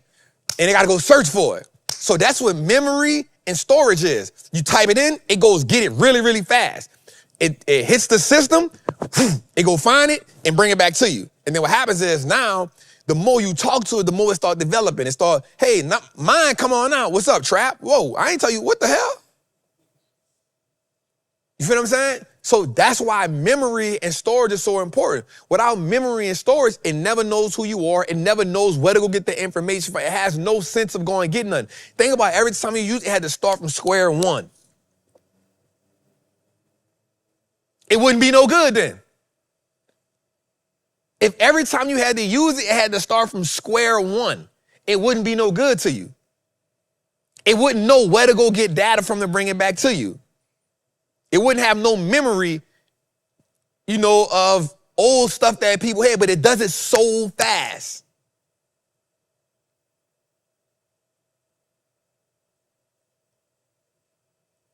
So that's why the memory and the storage are so composed, they're constraints.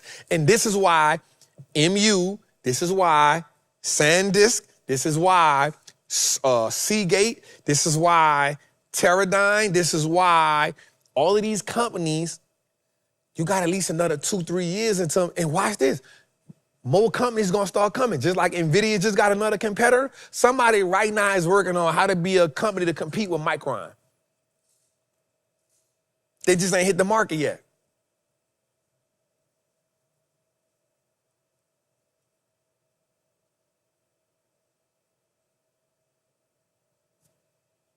Let's go a little further. What's good, Trap? Appreciate it for taking my question. So my question is, if I'm starting my swing trade account with 10,000, how much of that 10 should I be using to trade? Or should I be using a whole 10 to hop in different plays and let it work for me? Appreciate you. He from the South. He from Louisiana. He gotta be. I know that. Appreciate you. I know that. I know my people when I hear my people, you hear me? He ain't from New Orleans, but he from the South. He in there. I know it. All right, so here's my thing, my brother. This is what I would do. If I'm you, if I got 10 grand, like Trap, I got 10 grand, that's what I do. So here's what I would do if I'm you. I take 2,500 to 3 grand, put that on the side. This is my trading money. I'm taking 7 grand, 65 to 7 grand. I'm taking 5 grand to learn, put in buy and hold. I'm putting 5 grand in buy and hold. I'm putting that other 15 idle, and I'm learning buy and hold. I'm playing with the buy and hold. I'm mastering the buy and hold. I'm not focused on trading yet, and I'm learning about trading. And then what I'm gonna do is I'm gonna take about 90 days to focus on trading after I get the buy and hold, but I'm gonna paper trade first, just so I can get the process down pat. Y'all know I'm evolving as a teacher because I'm telling people paper trade first.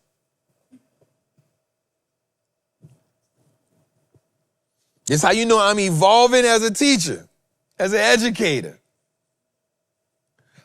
The reason why I want you to paper trade is not gonna never compare to real-time trading.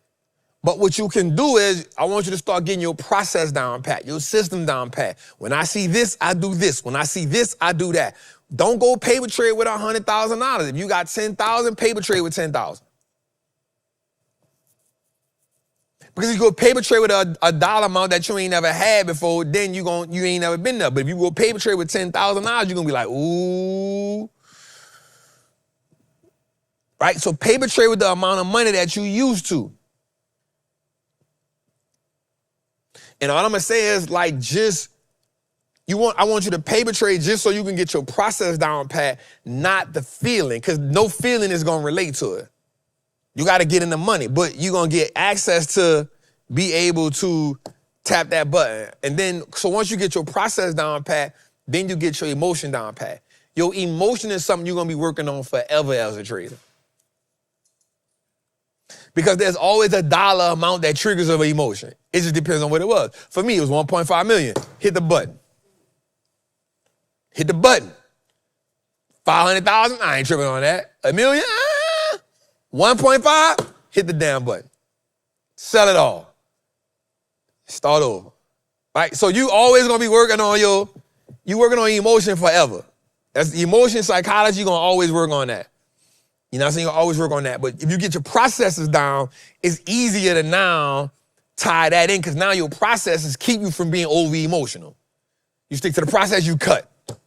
That's why the process is more important than the trade psychology and emotion. That's a never-ending journey. I still do it now. I still work on it now. I still listen to stuff now to help me with that. Why? Because now I'm playing with millions now. I'm trading millions now. And trust me, these last 8 weeks, bro, I promise you, everything, praise the Lord.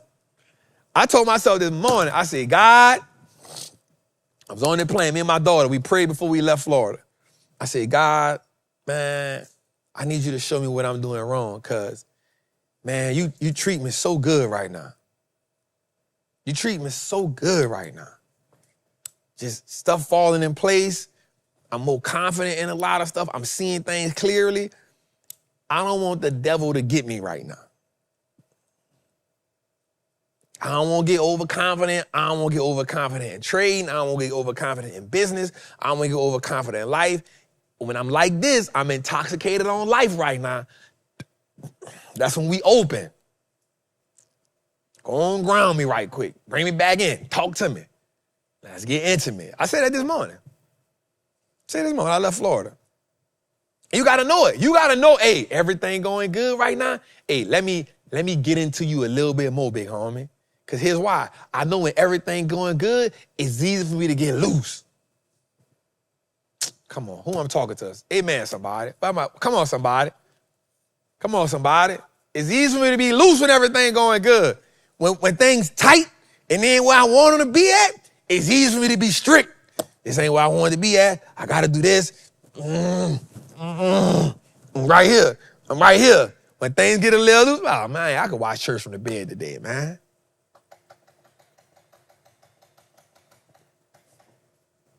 When things going my way, I could watch church from the bed right here, man. I don't really gotta go. I'm gonna pay tithe next week. I ain't gonna read my Bible, and I'm gonna read it in the morning. Man, I ain't gonna read it in the morning. I'm just busy. Damn, I got up late. I ain't gonna. When things on the straight and narrow, when things tight, I don't care if you get up late. You still got, hey, in the morning, hey. When things going your way, oh man, I woke up a little late. I'm gonna read it later. All right, so when everything flowing, that's when you gotta check yourself. Hey. So I told God that this morning, man. This morning, I said, hey, God, I see it. I see that flow. I see that flow, big dog. You rocking out right now. You're showing out. Let me get closer. Bring me in there. I don't want to get loose. I don't want to get loose. You know what I'm saying? I don't want to get loose. I hope I help somebody else with. I hope I help somebody with that just now. Things going your way right now, and you done got a little loose. You used to be having them deep, intentional prayers. Now it's like, God is great, God is good. Thank you for this food, amen.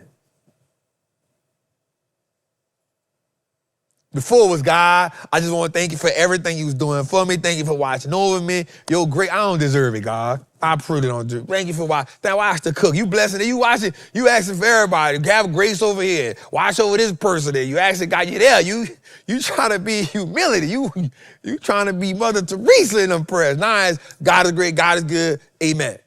Don't do that. Don't do that. Stay there. Get down there.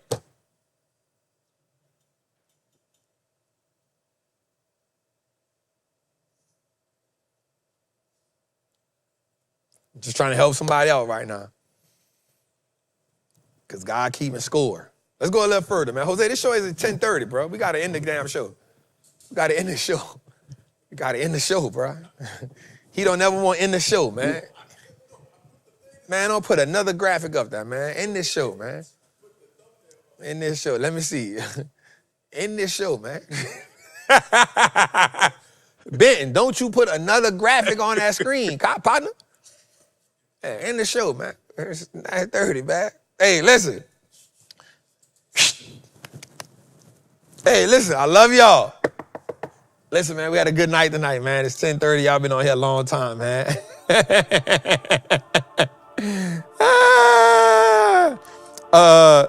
just want to say something right quick, man. If you're in my Patreon, if you in Trappers Anonymous, I asked for y'all forgiveness the day I didn't post. I was traveling. As soon as I got off the plane, had to go home, take a shower, get baby girl right, and then came straight to Trappin' Tuesdays. So tomorrow, I will have a post. I will try to do 2 posts in the morning for the Trappers Anonymous, Moat Monday, and Ticket Tuesday. Patreon, I'm going to give y'all a lottery pick in the morning, and we're going to have a class Thursday. Probably going to do the charting class Thursday. So I'm going to probably do that like that, man. So, yeah, we're going to try to do that. So, yeah, that's what I like, man. So anyway, man, I love y'all. We got a couple of things coming up, man. Get your merch. Come join the Patreon. Y'all know we getting to it. We dropped the YouTube yesterday. Go check that YouTube out. Not yesterday, Sunday. We dropped the YouTube on a personal page Sunday. Go check that out. Go check that out, man. Go check that out. Other than that, man, I love y'all. Trap, you are a great leader and father. Give this to your daughter for me, $20. Oh man, thank you, dog. But hey, I can't let you give my daughter nothing. I'm the only man that can give her something, partner. I ain't gonna lie to you. I know you don't mean no harm. You want me to refund you your 20, I'll refund you your 20. I'm the only man that can give us something. I know you ain't mean no harm. I'm just keeping it 100, bro. I'm just keeping it 100. I'm the only man that can give us something, cuz. I look at my cousin sideways when he shot. What you doing, boy? Don't hand her that, cuz. You heard?